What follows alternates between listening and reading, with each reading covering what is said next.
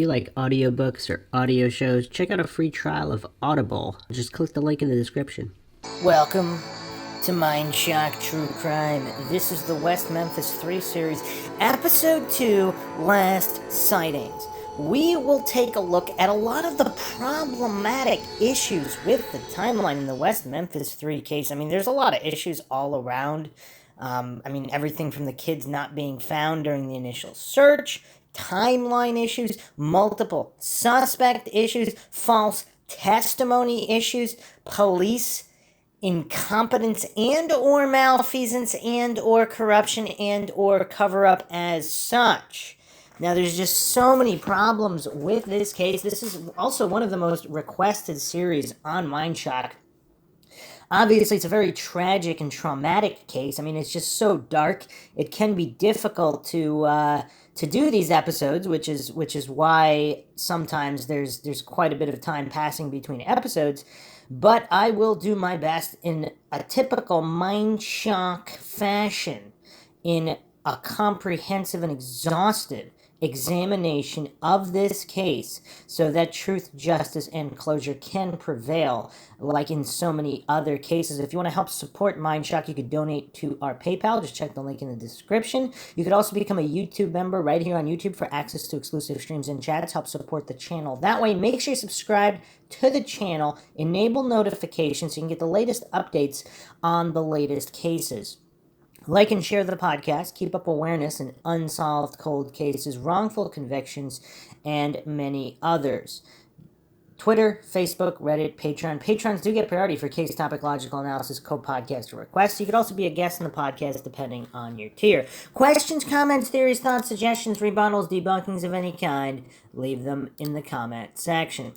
So, super quick synopsis for those that are not familiar with the case. You should really listen to episode 1. I go over a lot of the known issues with the case as well as a breakdown of the case. But the West Memphis Three are 3 men convicted as teenagers in 94 of the 93 murders of 3 boys in West Memphis, Arkansas, United States. Damian Eccles was sentenced to death, Jesse Miss Kelly Jr. to life imprisonment plus 2 20-year sentences, and Jason Baldwin to life imprisonment. During the trial, the prosecution asserted that the juveniles killed the children as part of a satanic ritual. Due to the dubious nature of the evidence, as well as the suspected presence of emotional bias in court, the case generated widespread controversy and was the subject of several documentaries. Celebrities and musicians held fundraisers to support efforts to free the men. In July 2007, new forensic evidence was presented. A report jointly issued by the state and the defense team stated, although most of the genetic material recovered from the scene was attributable to the victims of the offenses, some of it cannot be attributed to either the victims or the defendants. Following a 2010 decision by the Arkansas Supreme Court regarding newly produced DNA evidence and potential juror misconduct, the West Memphis Three negotiated a plea bargain with prosecutors. August 19, 2011, they entered Alford pleas, which allowed them to assert their innocence while acknowledging the prosecutors have enough evidence to convict them. Judge David Laser accepted the pleas and sentenced the 3 to time served. They were released with 10-year suspended sentences, having served 18 years. The crime, May 5th, 93, 3 8-year-old boys Steve Branch, Michael Moore, and Christopher Byers were reported missing in West Memphis, Arkansas. The first report to police was made by Byers' adoptive father, John Mark Byers, around 7 p.m. The boys were allegedly last seen together by 3 neighbors who in affidavits told of seeing them playing together around 6:30 p.m. on the evening they disappeared, and seeing Terry Hobbs, Steve Branch's stepfather, calling them to come home. Initial police searches made that night were limited. Friends and neighbors also conducted a search that night, which included a cursory visit to the location where the bodies were later found. A more thorough police search for the children began around 8 a.m., May 6th, led by the Crittenden County Search and Rescue personnel. Searchers canvassed all of West Memphis, but focused primarily on Robin Hood Hills, where the boys were reportedly last seen. Despite a shoulder-to-shoulder search of Robin Hood Hills by a human chain, searchers found no sign of the missing boys. Okay, so there were actually 2 searches that missed them. Now, the first search allegedly was cursory, so it wasn't super in-depth. The second one was shoulder to shoulder, so 2 searches did not find them. Around 1:45 p.m., juvenile parole officer Steve Jones spotted a boy's black shoe floating in a muddy creek that led to a major drainage canal in Robin Hood Hills. A subsequent search of the ditch revealed the bodies of the three boys. They had been stripped naked and were hogtied with their own shoelaces, their right ankles tied to their wrists behind their backs, the same with their left arms and legs. Their clothing was found in the creek, some of it twisted around sticks and had been thrust into the muddy ditch bed. The clothing was mostly turned inside out. The two pairs of the boys' underwear were never recovered. Christopher Byers had lacerations to various parts of his body and mutilation of genitals. The autopsies by forensic pathologist Frank J. Peretti indicated that Byers died of multiple injuries, while Moore and Branch died of multiple injuries while drowning. Again, all of this is disputed by different people. Police initially suspected the boys had been raped. However, later testimony disputed this finding. Trace amounts of sperm DNA were found on a pair of pants recovered from the scene. Prosecution experts claim Byers' wounds were the result of a knife attack and he had been purposely castrated by the murderer. Defense experts claim the injuries were most likely the result of post-mortem animal predation. Police believe the boys were assaulted and killed at the location they were found.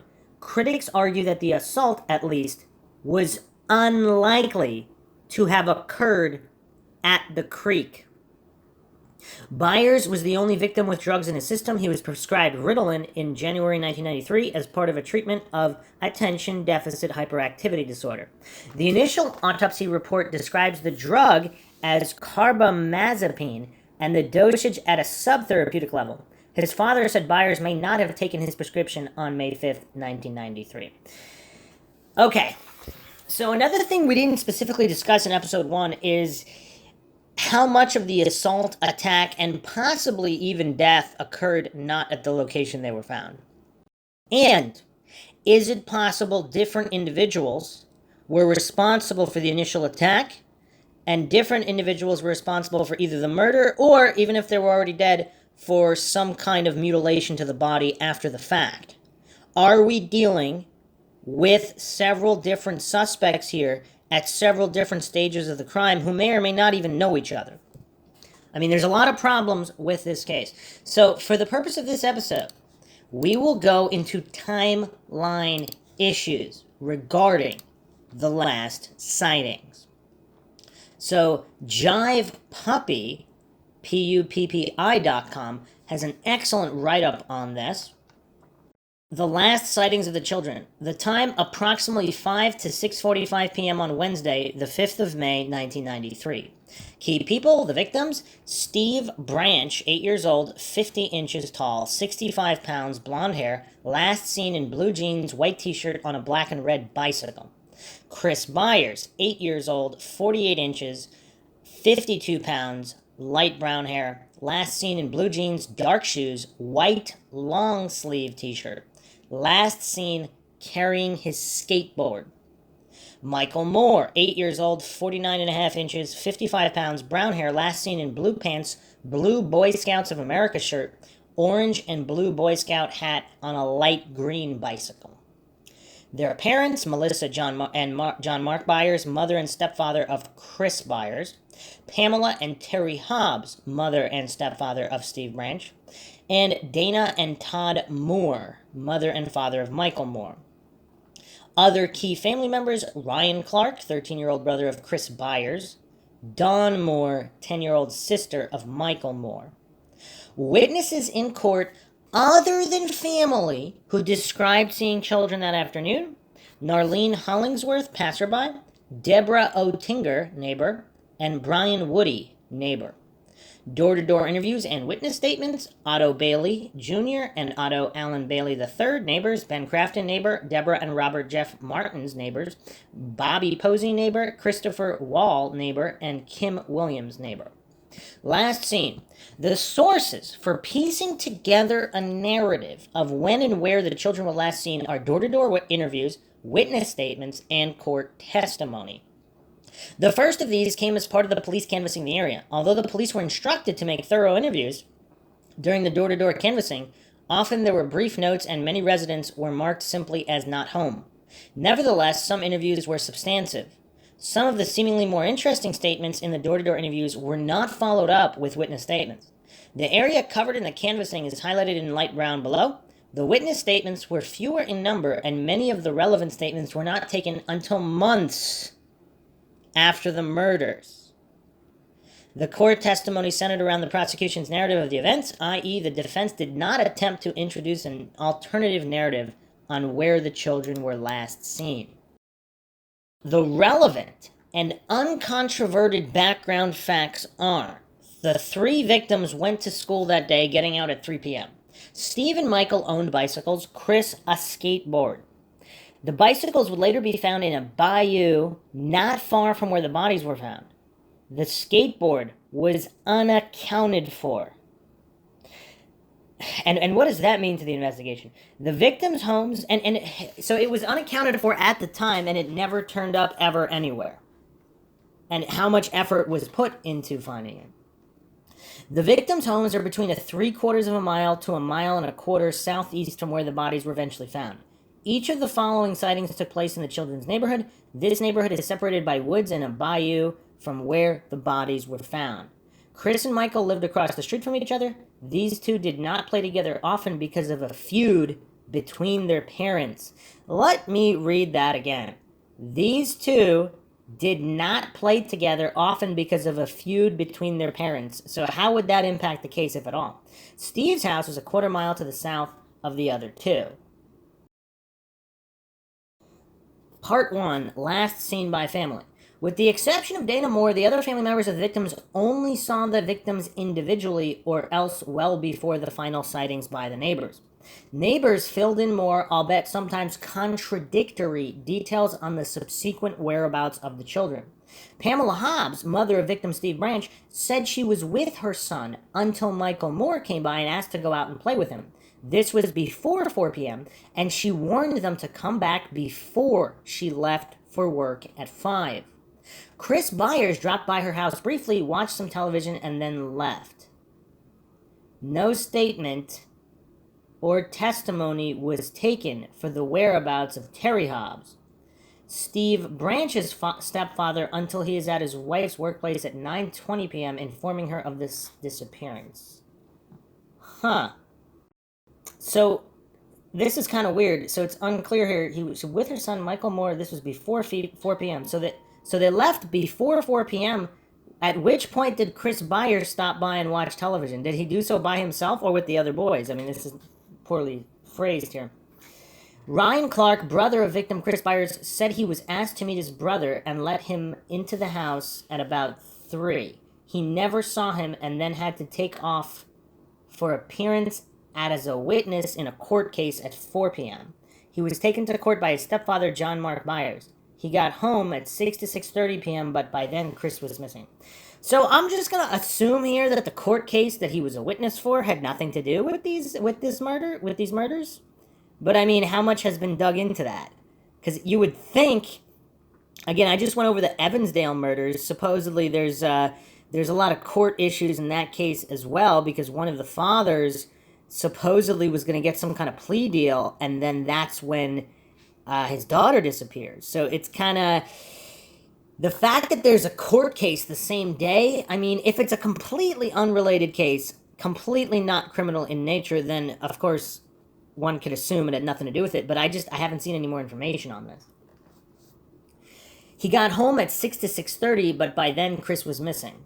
John Mark Byers, referred to as Mark, stepfather of Chris, gave the most detailed accounts of the events of the afternoon. And again, just to interject here, some people suspect the father and stepfather. I mean, there's a lot of theories and speculation and inconsistencies. We went over some of them in episode 1. We'll continue to go over them. His encounters with Chris were few but critical. He said he got home from a medical appointment at about 3:10 and waited for Chris to let Chris into the house because he didn't have a key. Ryan appeared at 3:38. So that's Chris's brother. Mark waited with him until 4, when Mark took Ryan to the courthouse. He stated that he left the courthouse about 5 to go pick up his wife Melissa from her job in Memphis, returning at 5:20. Is everybody keeping all this straight here? He stated he left the lawn chair pushed up against the window and the window in the kitchen pushed in slightly, but a microwave cart had blocked Chris from entering. What? So he put a lawn chair up against the window so that Chris could enter through the window, but a microwave cart was blocking it also? Does this make sense to anybody? And okay.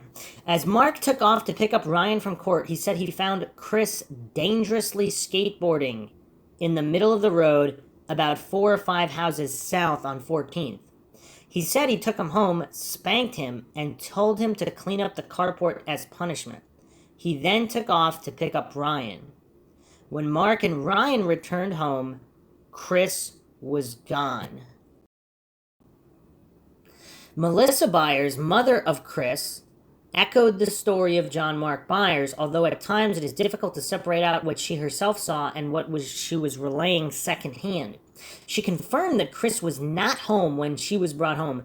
She repeats how he had been skateboarding in the street, although this would probably have been secondhand, and how he was spanked and told to clean up the carport. She adds the detail that he was eating cookies during this time, potentially important for later time of death estimates. Many of the statements of John Mark Byers have been called into question by followers of the case who consider him a suspect. For this time period, Mark's statements concur with his wife's. And also, let's say, again, this is Mindshock, where the only thing we know for sure is that we don't know anything for sure. I am not alleging anything is true or untrue. I am not alleging anyone is guilty or innocent in any way. If you weren't there, you don't know what happened. We don't hallucinate and pretend on Mindshock. But, theoretically, if Mark was guilty and his wife didn't know, she would obviously still relay the information she thinks is true, which was relayed to her. Okay, continuing on here. Dawn Moore, then 10 years old, is the sister of Michael Moore. When their mother saw Michael heading north on 14th in the direction of Robin Hood Woods, she sent Dawn after him. Although she didn't find him, she related that she saw 1 white and 2 black teenagers coming out of Robin Hood Woods. One of them made a suggestion that she interpreted as an offer of drugs. While her statement is not relevant to having seen the victims, it does corroborate the statement of Kim Williams below. Okay, so let's go over this one more time, because we are in a relatively tight timeline here. So, Michael Moore's mother saw him heading north in the direction of Robin Hood Woods. So Dawn's sister, 10 years old, is sent alone after him to find him, and she couldn't find him. But she saw 1 white and 2 black teenagers coming out of Robin Hood Woods. Now, do these individuals match the West Memphis Three? Presumably no. Okay. And again, Robin Hood Woods, what we went over in episode 1, supposedly there's drug dealing going on. There's possibly some kind of sexual encounters going on and other illegal activity in Robin Hood Woods. Presumably not a safe place for children. Okay. Among the family members, Dana Moore, mother of Michael, had the final sighting. She said she saw Steve and Michael playing on bicycles shortly after school, and that later she saw the 3 children heading north on 14th Street. She described having seen her son on a bicycle, Christopher Byers climbing aboard so that the 3 children were on 2 bikes. From the Miss Kelly trial, prosecutor John Fogelman, how far down were they from where you were, Dana Moore? Approximately 6 houses. Fogelman, what time of the day was it? Moore, 6 o'clock. 6 houses distant made this sighting at a distance of approximately 120 yards. In another statement, she said she saw them as they rounded the curve, which would have been about 200 yards. Okay, so I don't know. Are some people alleging she didn't see them, but she saw 3 other boys? I mean, so here's another thing, though. How many kids were riding around on bikes at 6 p.m.? I mean, if it's a lot of kids in the neighborhood all the time, okay. If nobody was in the neighborhood and this was verified by all the neighbors, then we have to, again, assume that it was most likely that she did see them. Part 2, last seen as presented in court. The mother of the victims testified in court as to the last time the mothers of the victims testified in court as to the last time they saw their children. Also testifying were 3 area residents. It should be emphasized that the Robin Hood woods that some say they witnessed the children enter are a different set of woods from where the children's bodies were found. All of these sightings are all over a quarter-mile away and across a bayou from the discovery site. Let me repeat that again. It should be emphasized that the Robin Hood woods that some say they witnessed the children enter are a different set of woods from where the children's bodies were found. All of these sightings are all over a quarter-mile away and across a bayou from the discovery site. Narlene Hollingsworth, 42 years old, appears again and again in the case. Her nephew was a suspect. She placed one of the convicted, along with Narlene's niece, near the scene of the crime. She also gave an alibi to another of the convicted, which she recanted. Relevant to this topic, she stated she saw the children on East Barton near the school. She said this was at 4:30 in one statement, but then she stated it was 5:30 p.m. at the trial. She said she was driving in the children's neighborhood, leaving off her nephew, L.G. Hollingsworth, also a suspect, when she saw the 3 children on bicycles. She said she almost hit one of the children as he rode out into the street. She was called as a witness in the Eccles-Baldwin trial. Her primary testimony was not recording the timeline for the disappearance of the children. Nevertheless, she was questioned about her encounter with them that afternoon. Wow. The problems with her sighting are several. She said the kids were all on bikes, but they only had 2. She said, so did she explicitly state there were 3 kids on 3 bikes? And that's what's inaccurate? Or did she, when they say, if you state they were all on bikes, I mean, what does that mean? If 2 of them are on one bike, the others on the, I mean, I don't know. She said she is certain one of them was wearing shorts and believes the other 2 were. None were wearing shorts. Again, so how many, again, we have to go back. Is it popular in this area for kids of that age to ride around on bikes? Because if it is, and there's a lot of them riding all over, I mean, this is problematic. Significantly, she didn't mention one was in a Boy Scouts uniform, something that would probably be memorable. That's a good point. She remembered well the dark-haired child who she described as being heavier set than the other 2. In reality, the heaviest child was blonde. Perhaps it is telling that she says she stopped her car and told the children they ought to be at home, even though it was only mid-afternoon. What? That's kind of, so how often do adults just randomly stop their car and tell children on bikes, you should be at home when it's still light out in the middle of the afternoon when children are out playing? I mean, this is the 90s here, early mid-90s. Children are out and about playing in all neighborhoods. This is kind of weird. On the other hand, she did describe the bikes correctly, saying one had some black in it and the other was light green. That's not definitive. There's a lot of bikes like that. As with other neighbors who were witnesses, she described the intentions of the children, how they met up, and where they were planning to go. Like the others, she does not explain how she knew these intentions. Oh, man. This is tough. At trial, she said other family members were in her car at this time. No other family members mentioned this incident in their statements or testimony. Wow. So is she lying about that? And if not, how come it's not corroborated? And again, this is the middle of the afternoon. Did no one else see this interaction? How busy is this neighborhood? With so many errors, why not just dismiss this as a false sighting? And since it is not near the time the children disappeared, why bring this up at all?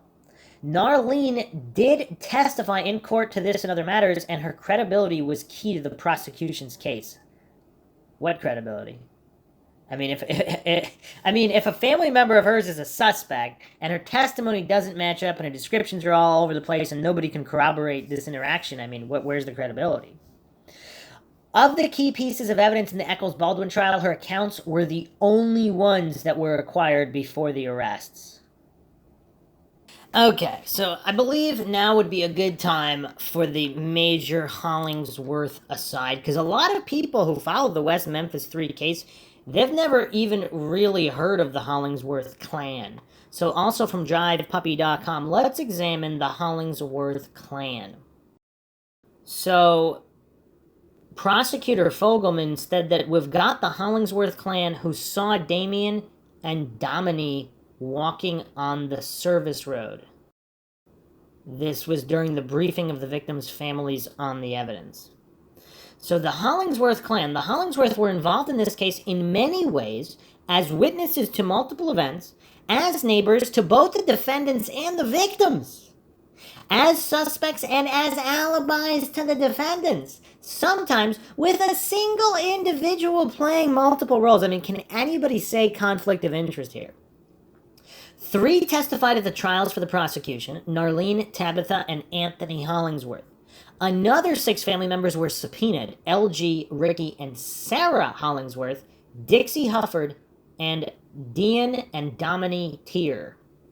Their convoluted involvement was matched by an intertwining family tree from the Echols-Baldwin trial. Narlene Hollingsworth: I am L.G. Hollingsworth Jr.'s aunt through marriage. It's just by marriage. Davidson asks, you're his aunt by marriage, but he's your ex-husband's son. Narlene Hollingsworth says, yes, sir, I know it's confusing. Okay, so it's her ex-husband's son. Okay. Davidson asks, you're his aunt by marriage. How did this happen? Judge interjects, is that really relevant? Don't try to sort it out. Well, it might be relevant if there's more conflicts of interest here. Narlene Hollingsworth had married L.G. Hollingsworth Sr. early in life, divorced him, and then married his brother, Ricky Hollingsworth Sr. To further complicate matters, Narlene's sister, Pamela, married into the Hollingsworth family. Dixie Hufford, who would figure prominently in the events, was married to the senior Hollingsworth but divorced out of the family. Dixie was the sister of Deanne Tier, the mother of Domini. Alright, let me go through that one more time. So Dixie Hufford married the senior Hollingsworth but divorced out of the family. Dixie was the sister of Deanne Tier, the mother of Domini Tier. Now, for those that don't know, Domini Tier is the ex-girlfriend of Damien Eccles. Okay, so quick write-up on diceytrends.com. So she's currently 44 years old. This is kind of weird. The exact place of birth of Tier is unknown, as she has not disclosed any of that information. Domini Alia Tier now is popular for being the ex-girlfriend of Damien Eccles. Domini was pregnant with their son before her ex-boyfriend was arrested. Their son was born approximately before the trial. After the birth of their son, Domini Tier named him Damien and later explained that the son's name was spelled differently from the father's because the name Damien with an E is based on a biblical character, her son Damian with an A. Domini Tier's ex-boyfriend is now married to Lori Davis, but there is no information regarding her getting married or any relationship. Damien Eccles and his wife met in 1996 after Loris saw his documentary on TV and decided to write him in prison. They began a romantic relationship and the two later got married in December 1999. They wrote to each other over 5,000 letters. Domini's ex-boyfriend was released from prison after evidence supported his innocence in 2011. Domini Tier's account of events that took place: the then pregnant and ex-girlfriend of Damien Eccles gave an account of May 5th that placed her safely off the scene from the horror at moonrise. It's a weird way to say that. Domini, a slender redhead, first was questioned by police with Jason Baldwin and Eccles the Sunday after the killings in the front yard of the Baldwin trailer. Domini Tier told Shane Griffin and Bill Durham that on May 5th, 93, she, Damien, and Jason Baldwin were at Jason's uncle's house around Dover Road mowing the lawn in the early afternoon. Then she stated she got home around 6 p.m. and was there the rest of the night, verified by her mother, because someone's mother would never lie. Durham reported Damien phoned his father to pick them up at the laundromat at Missouri and North Worthington. They said they were picked up at 6 p.m., and Damien's father took Jason and Dominic home, and Damien went home. Bryn Ridge interviewed Dominic at West Memphis Police Department headquarters on May 10th, with Mary Margaret Kesterson out of the Arkansas State Police sitting in. Ridge reported Dominic claimed that on Wednesday, May 5th, 1993, that she went with Damien Echols, Jason, and Ken to Jason's uncle's house to watch as Jason mowed his lawn. I mean, is that how exciting things are in that neighborhood? People just go around and watch people mow lawns? Dominic, Tier, and Damien went to the laundry where they called for Damien's mother to pick them up. Dominic stated that the time was about dark or just before it got dark. Dominic Tier stated that she was dropped off at her house and Damien went home. Dominic stated that she called Damien and that he told her he was tired and going to sleep. Dominic's mother stated that Dominic came in when Time Tracks was on TV on Wednesday evening. That was a good show. Dominic stated that on Thursday, she and Damien had an argument and took out stress on each other.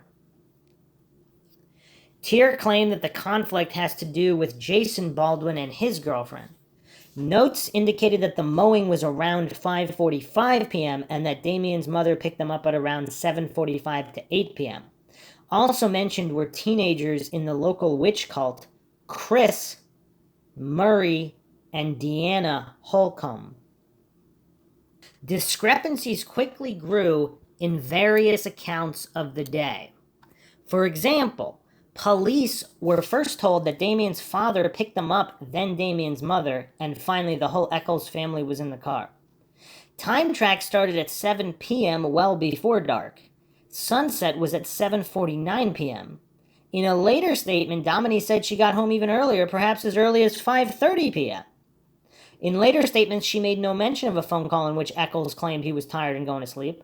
Her description of that conversation is the single instance in which one of the four girls Damien claims he was talking to on the phone actually said they had a phone conversation with Damien in the late afternoon, early evening.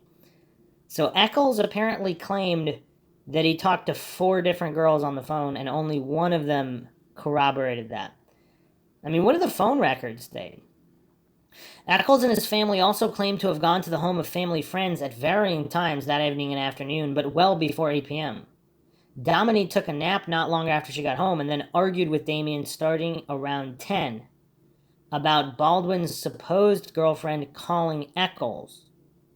Police confiscated a notebook from Dominic that contained dark-themed poems with themes of death and suicide, full of typical teenage angst. They were much of a piece with her boyfriend's morbid musings in his Book of Shadows. Tier gave an extensive statement to John Fogelman September 10th under a subpoena. Also in the room were her appointed attorney, Gerald Coleman, her mother, Deanne Tier, and Gary Gitchell of the WMPD. She explained she dropped out in the 10th grade because she was pregnant and described how she had moved around among various local addresses, her father's home in Illinois and California. Fogelman asked Dominic about Jennifer's relationship with Damien. Dominic explained Jason was going out with a girl named Holly, and Holly was Jennifer's best friend. Fogelman says, is that what Damien told you? Dominic responds, yeah. Fogelman asked, do you know Heather? Yeah, that was another one of Jason's girlfriends. How many girlfriends does Jason have? Jason started going out with the Holly girl, and then him and her didn't get along or whatever, and they broke up, and then he started going out with Heather. Holly George had no interest in Baldwin and had never been his girlfriend. Echols, wait, what? So she was lying about that? How is all this verified? Echols, 18-year-old prospective father of Dominic's child, was talking on the phone to his other girlfriend, 12-year-old Jennifer Bearden, every day, and was using supposed phone calls from Holly as cover. What? Dominic described her day on May 5th to Fogelman, saying Echols had not spent the night previously and that a friend of his, Ken, had skipped school and come over at about 7 a.m. They sat around and waited for Jason and Damien. Damien got there around 1, and then me and him and Ken just kind of sat around waiting for Jason to get out of school. Fogelman asks, all right, is this something that y'all had planned before about getting together? Dominique responds, yeah, we had planned it a day before. All right, what had y'all planned on doing? Well, we planned on Jason skipping school and just us hanging around like at the mall and stuff. And Jason went to school that day, so we had to wait for him. She said school got out at 3:15 and Baldwin arrived about 3:25. Though Damien went to Lakeshore virtually every day to see Jason and Dominique, that particular day was somehow different. See, that's another thing, too. Whenever something's different, you gotta look at it. It's kind of hard to write it off. They had a plan for May 5th, just as Damien, Jason, and Jesse had a plan. Fogelman states, and after he got there, what did y'all do? Dominique stated, we walked back to Jason's house. She said Jason stopped off at his home before coming to her trailer. His little brothers, Matthew and Terry, were home. And he called his mom, and his mom told him he needed to go over to his uncle's and mow the lawn. So we all got up and we all walked over to his uncle's. Fogelman states, okay, about what time did y'all get to his uncle's? Dominique responds, 4 o'clock, something like that. We walked, on the highway, not on the service road, but on the highway. We walked over the interstate through the Walmart parking lot. We walked around the side of the building towards the back and straight down to his uncle's house on those back streets. It didn't take us very long, about 10 or 15 minutes. Fogelman stated, you got there about 4:15, then what did you do? Dominique responds, Jason mowed the lawn. We sat there for a while watching him mow the lawn, and then me and Damien got up and walked to the laundromat. Damien said he had to call his mom to come pick him up. I don't know, he just called his mom. When they left, Baldwin was still mowing, having circled the yard about 3 times. They left Ken there as well. They sat on the back porch while Baldwin's uncle got the lawnmower out of the shed. They called Eccles' mother at about 5 or 5:30, something like that. And his mother and sister picked him up. After seeming uncertain about whether Joe Hutchinson was there, she said he was driving. Dominique stated, they took me home around like 5:45 or 6, in between there. Fogelman asked, do you remember what was on TV when you came in? Dominique responds, I didn't look at the TV, I walked the dog, I just came in and sat at the kitchen table for a couple of minutes, then I got bored, then I got up, got the dog's leash, and walked to the store with the dog. The walk was probably about 10 minutes. And here's the other thing, which store did she walk to? Can the clerk verify that timeline? Why is there so much uncertainty here? Wouldn't this be able to be verified? Again, if this is just a typical neighborhood, 6 p.m., people are home from work. Nobody saw her. The clerk didn't see her. Come on, where's the verification here? And if they did verify it, why is it not stated everywhere? Okay, the walk was probably about 10 minutes. When she got back, Time Tracks was fixing to come on, and I took a shower because Mom had told me what happened while Time Tracks ended. Till the end of Time Tracks, she told me what happened. Then I got out of the shower and I laid in bed for a while, and Damien called me, and me and him bickered back and forth for almost an hour, and then she made me get off the phone. What time did he call? About 10.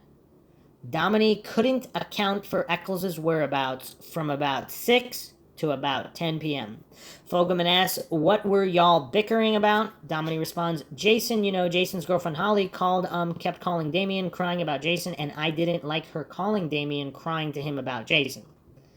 Fogelman followed up, okay, I thought that Jason and Holly had already broken up and he was dating Heather. Dominique responds, he'd know. He was going out with Holly, and just a little bit before y'all arrested him, he had started going out with Heather. But him and Holly they weren't going out, but they were still seeing each other. Because she was supposed to be breaking up with some other boyfriend while they was trying to go out. Okay, wow. Is everybody keeping up with all these teenage relationships? Fogelman says, okay, and y'all argue about that? Okay, why? Because she was crying to him, and he was like, all poor Holly, and then I come crying to him. It wasn't all poor Holly. It was, he would just get mad because I was having mood swings all the time, and I would just, inaudible, and he got mad about it because he didn't understand. We kept trying to explain to him that I was inaudible to do that, and I got mad because he was sympathizing with Holly, and I didn't want Holly calling him at all. Gitchell asked, how come you weren't together that afternoon? You're usually together all the time. Dominique responds, he was just at home. He had to go to the doctor that morning. What? That did not explain why they were not together longer that afternoon. What? Fogelman said, did he spend that night at your house? Dominique states, that Wednesday. Fogelman asks, did he? Dominique says, no, he didn't spend the night that Wednesday. How about Tuesday?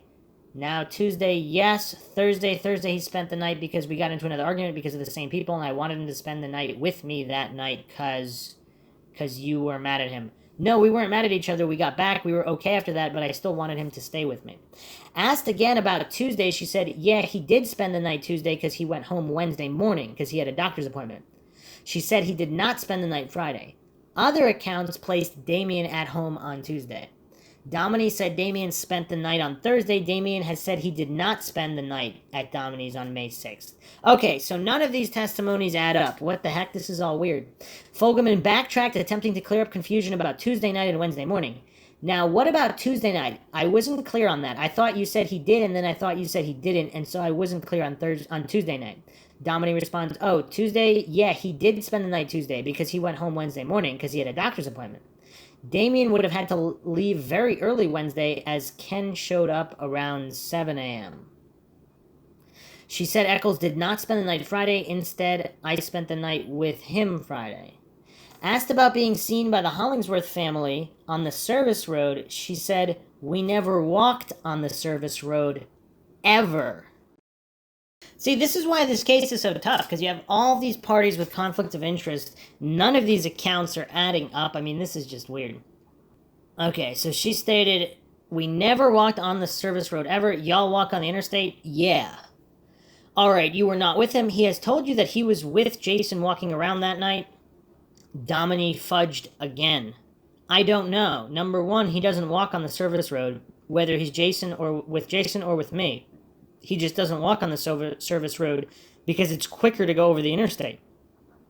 Fogelman states, okay, did he tell you that he went walking with Jason anywhere that night? Domini paused. Fogelman said, you quit looking at me. He didn't tell you that? Domini states, no, he didn't tell me he was walking with Jason anywhere at night, because usually Jason has to be in the house. Because Jason's mom is strict about Jason coming in. Because usually she's at work and she wants him to take care of his little brother, so usually he doesn't go anywhere at night. Fogelman also asked Deanne Tier, Domini's mother, on September 10th. Deanne, disabled from a stroke then, has since died. Age 44 and legally separated from her husband, Deanne had lived in Lakeshore since February with her daughter, 6 cats, and a dog in a filthy trailer. She had known Eccles about 2 years and met him when he started going out with Domini. He lived with them for several weeks, waiting for his parents to come back from Oregon. Huh. Fogelman stated, did Damien ever say anything about why he had left Oregon? Deanne says no. Fogelman asks, he never did tell you anything about that. Deanne stated, he came back to be with Domini. Fogelman asked, that's what he said? Deanne states yes. Fogelman, okay, did he tell you that? Yeah. Eccles left Oregon after being thrown into a mental institution. That's a statement of fact being stated here, not part of the interview with Dan. Fogelman stated, after they came back, has he lived with y'all any? Deanne stated, no, sometimes he would come over and they would stay the night, and sometimes she would go over to his parents and stay the night with them. Fogelman states, now in May, first week in May, do you remember Damien coming over any?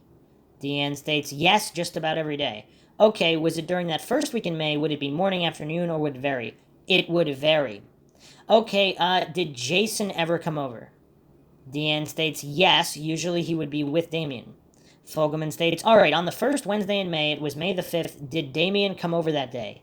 Yes. She said he came over 1 o'clock, stayed until Jason got out of school. Fogelman stated, Damien didn't go get him or anything, Jason just came over? Yeah, they had already made plans the day before. Okay, so Jason and Damien had already made plans to get together, yeah. Okay, did Damien tell you that? I was usually there when they made the plans, because they came over a lot in the afternoon. Again, the plans came up, but it was not clear how a day with plans differed from just about every day. I mean, these comments here are from Gary Meese. Gary Meese, meece.podbean.com, giving the commentary in between the interview quotes here. Deanne said the teenager spent 15 or 20 minutes at her trailer after Jason arrived before they left. Deanne stated, later, Dominique came home, it was still light, and I think it was around 5:30 or 6. She thought she was watching A Different World. Fogelman states, okay, earlier, do you remember one of the officers talking to you earlier, like a few days after this happened? Do you remember that? Yes. Officer Ridge, do you remember him? Yes. Let's see, okay, do you remember telling him that Time Tracks was on TV?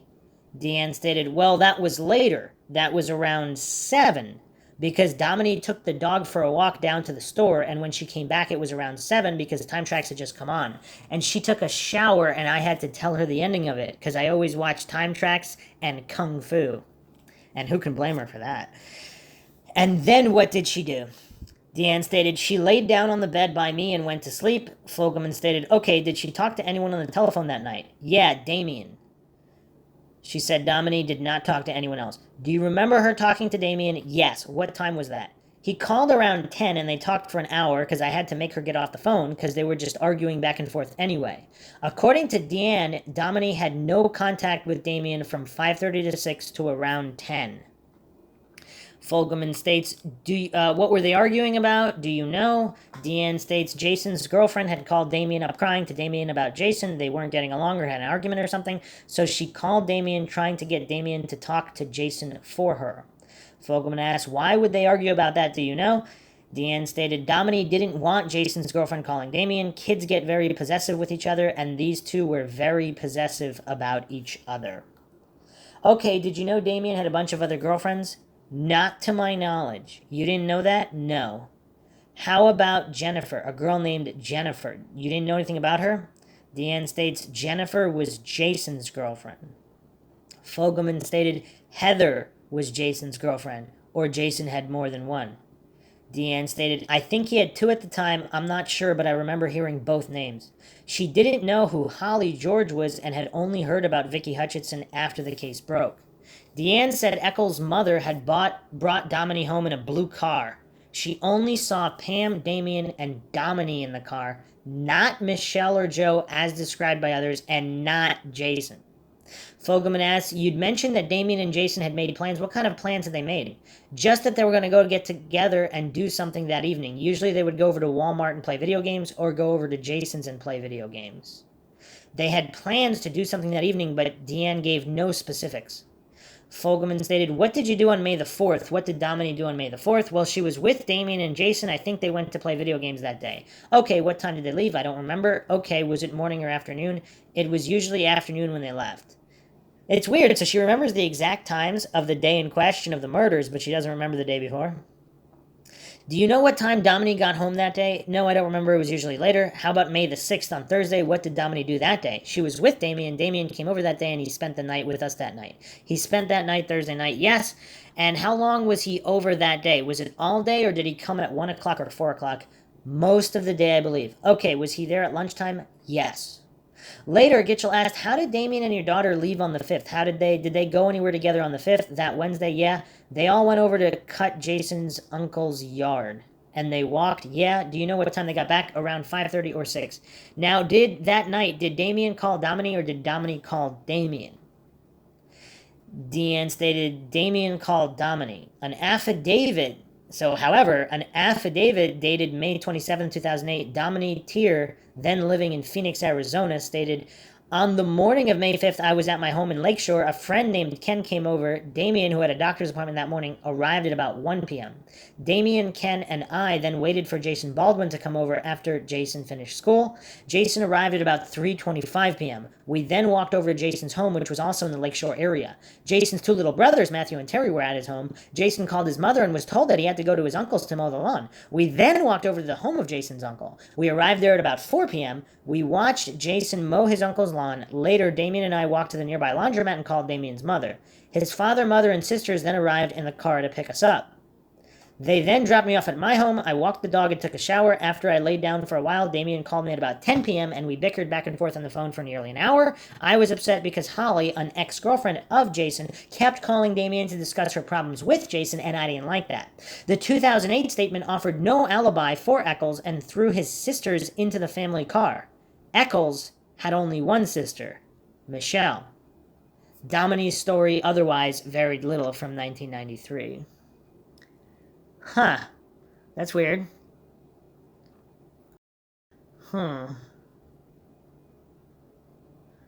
Sisters. Was that like a typo or she misspoke, or did she really not know that her boyfriend at the time and the father of her child, who she was super serious about, did how many sisters he had? Okay.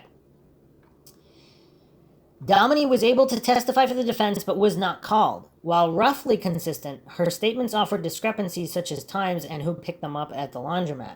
In a phone interview October 2016, Domini Ferris said she was agreeing to talk because it's all over now, it was a long time ago. She was polite and friendly and quick to answer questions with no hesitation in a voice still high-pitched and soft.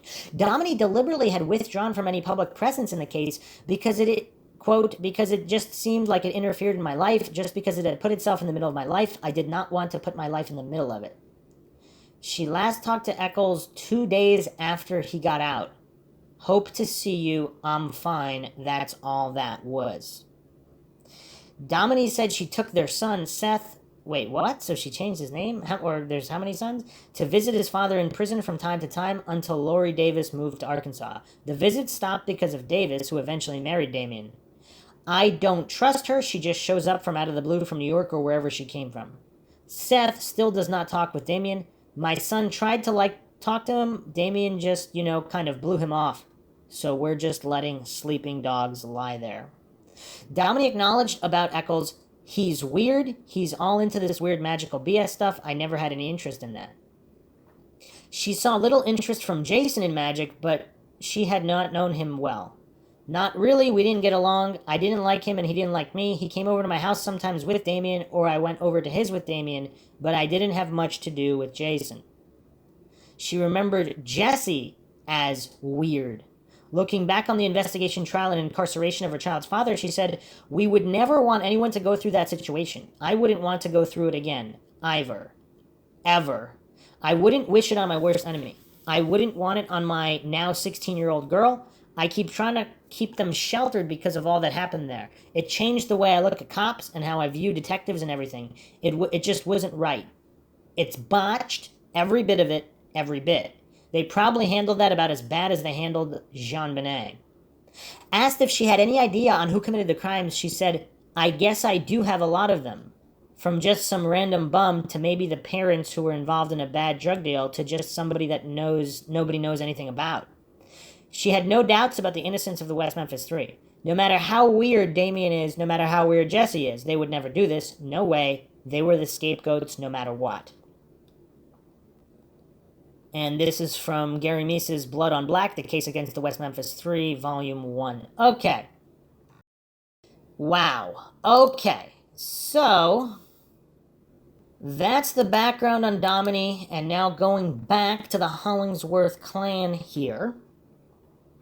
Now that we have these relationships sort of figured out, I mean, here's a chart, okay?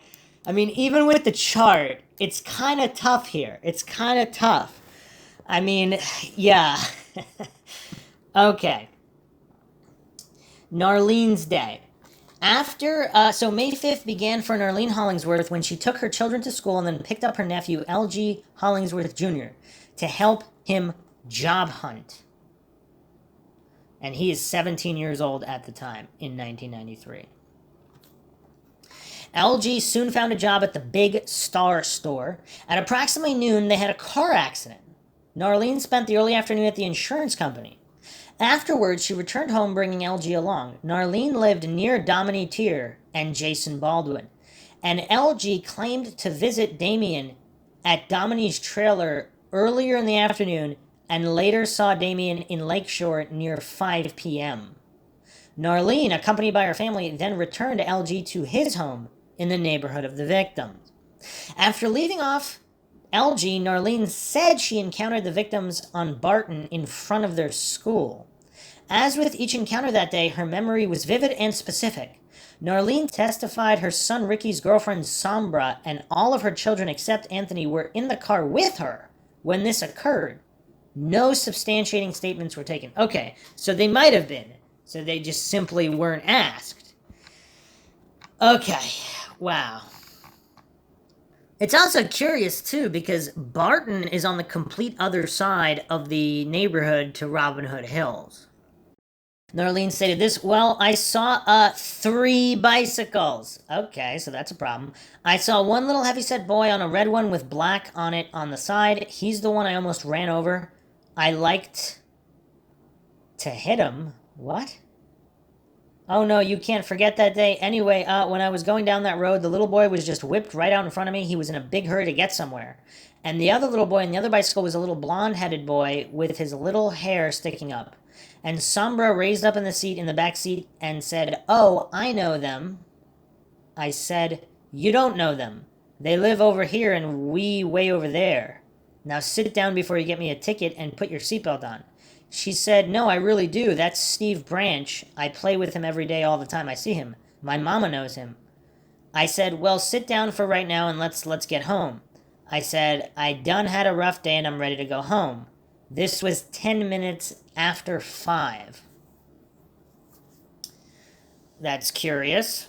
In her statement to police, she provided even more details. Okay, there were 2 smaller boys and a little heavyset boy, a little heavier than the rest of them, and the little heavyset boy had a bit darker hair than the rest of them. If I am not mistaken, the little heavyset boy had on a pair of green shorts with some black in it, with black and white tennis shoes on. But I think all 3 were wearing shorts. But I am not really sure about the other 2 because I got a good look at the little dark headed boy. That's the one I can describe better than the rest. And this was the May 10th, 1993 interview. Note, these clothes did not match the missing person reports or the clothes found at the crime scene. She also recalled the conversation she had had with them, and I told them little boys, "You ought to go home," and that little boy said, "No, we're going to play for a little while." Okay. Narlene provided a letter to Miss Kelly's defense team saying she encountered Miss Kelly that night at 6:30 p.m. Okay, so she's just encountering everybody. Hold on a second. Let me do a population check.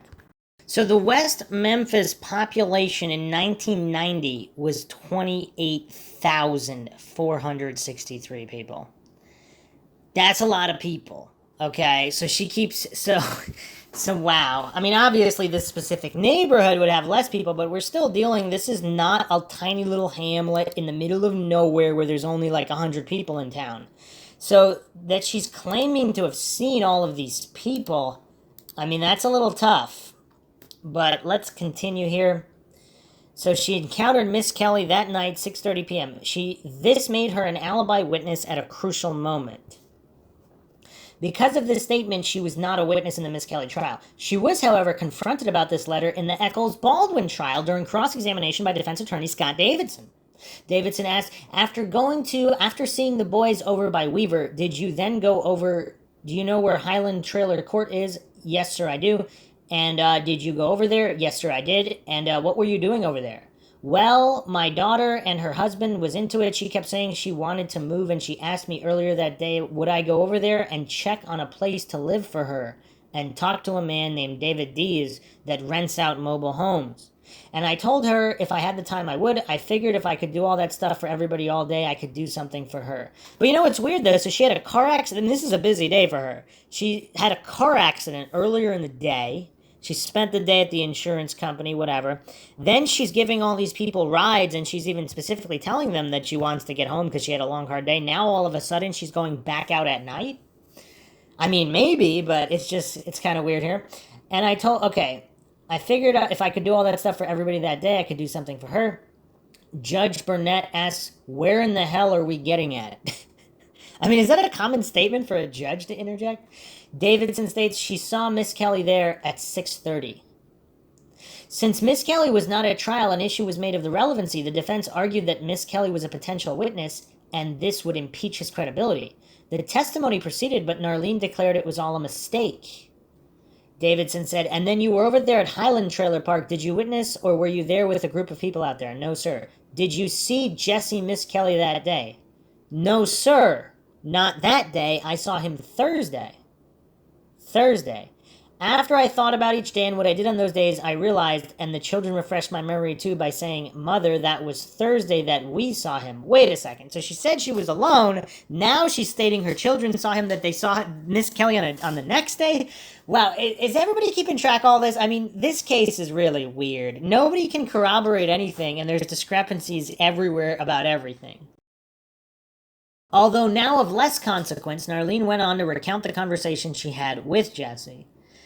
Yes, sir, I was thinking there for a little while. I saw him that Wednesday, but I remembered I went back over there on Thursday. Wait, she went back over there on Thursday? So she was there on Wednesday and Thursday? And it was Thursday when I saw him. So she was there Wednesday, but she didn't see him. Then she was there Thursday and she saw him. And I hollered at him 3 times before he turned around and answered me. I said, Jesse, are you mad at me? He said, no, ma'am, I could never be mad at you. David said, okay. Narlene said, I just didn't hear you. I'm sorry. Like, what's her relationship with Miss Kelly as well? Although she stated she was in the car with her children during this encounter, there were no statements substantiating or contradicting this time of event from other witnesses. So they never bothered to corroborate anything she said about anything, whether with Miss Kelly or with supposedly encountering the boys by the elementary school. Narlene went on to, she was told at 6:30 p.m. by Sheila Joy about the 3 missing children, although this was well before their disappearances had been reported.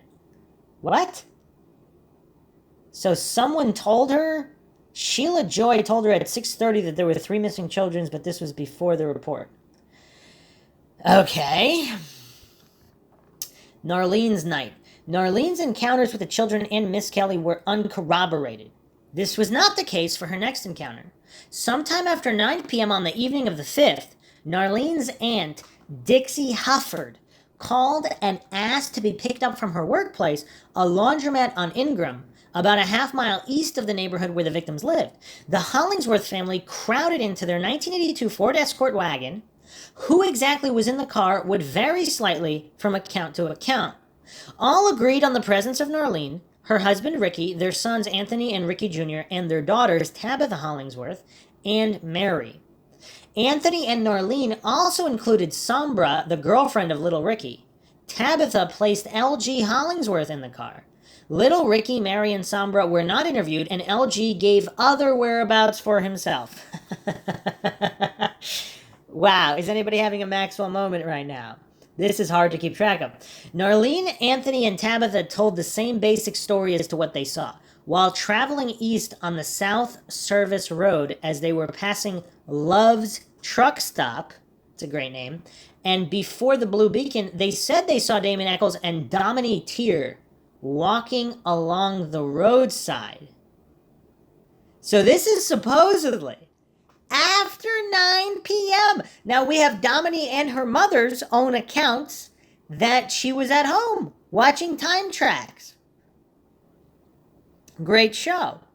I mean, who would want to miss time tracks? But according to these people, they saw Dominique and Damien Eccles walking on the roadside.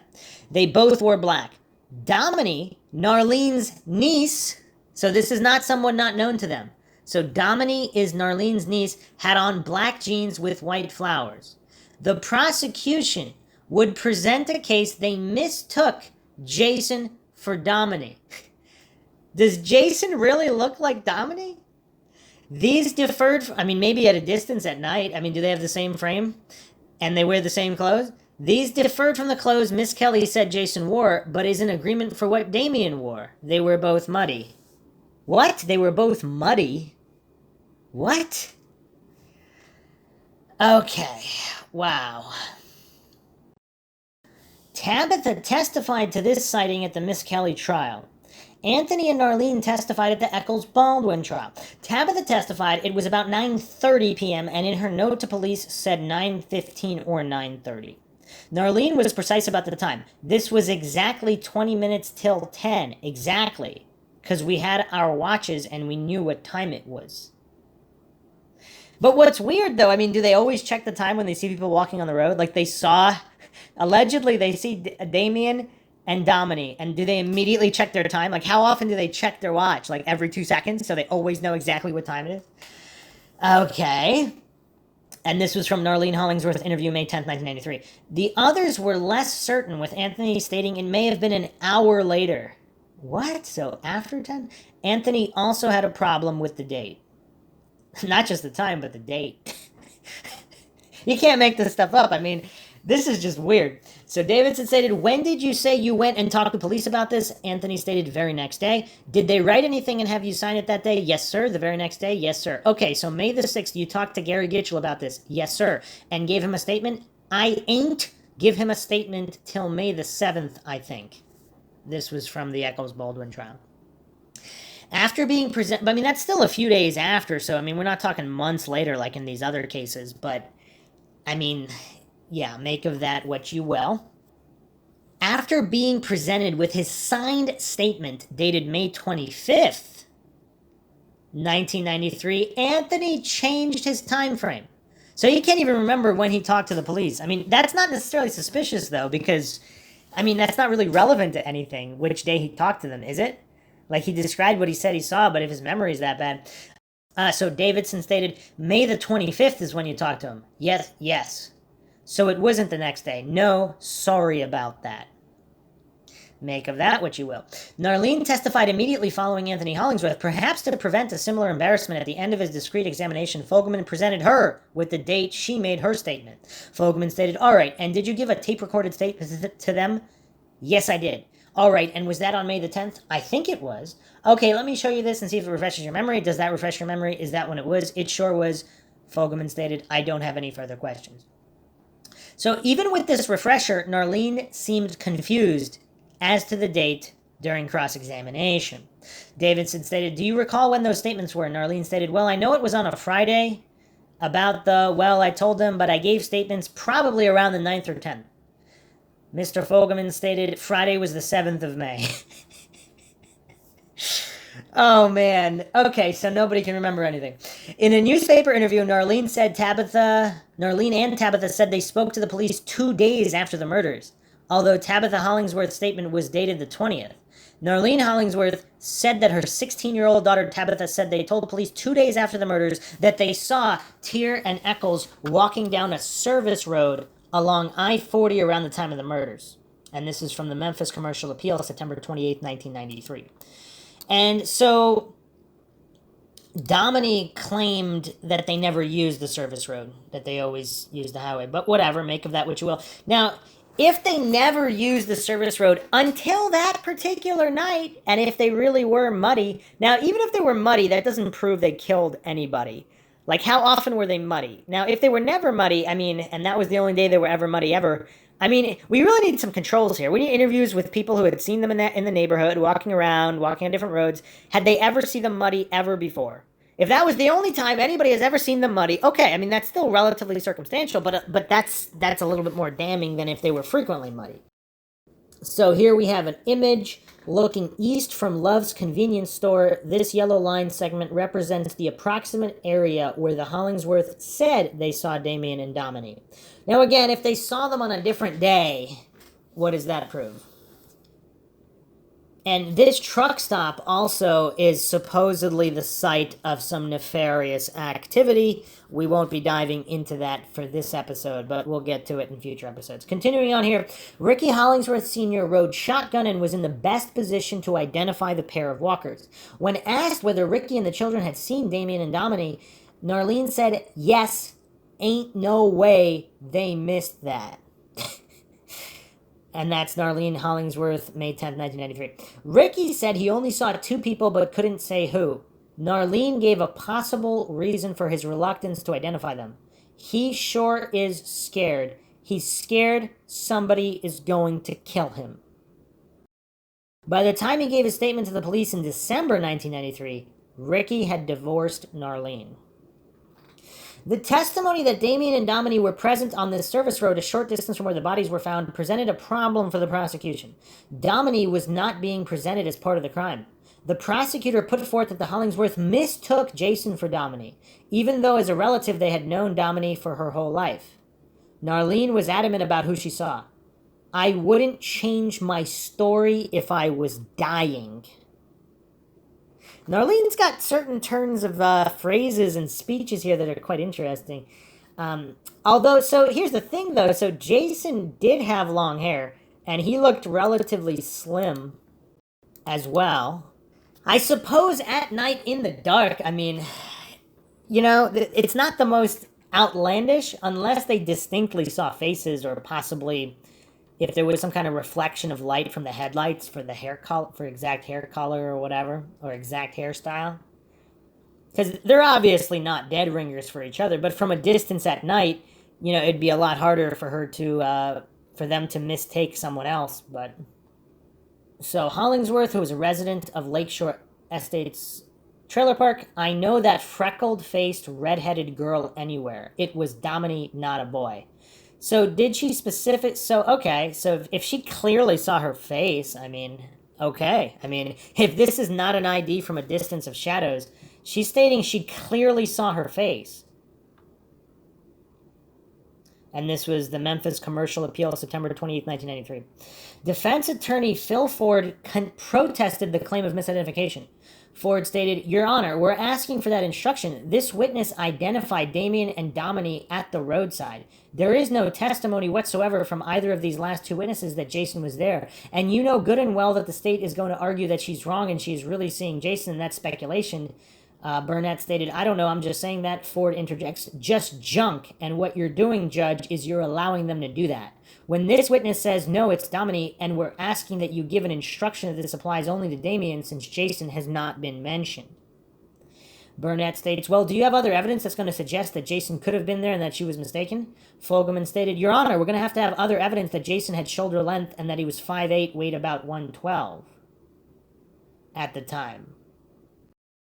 Okay, so I couldn't find Domini Tier's height anywhere. But here's a photo of Damien and Domini. Now, Damien is 5'8", or supposedly was 5'8" at the time. He's also listed as 5'9" in other areas. So he's between 5'8" and 5'9".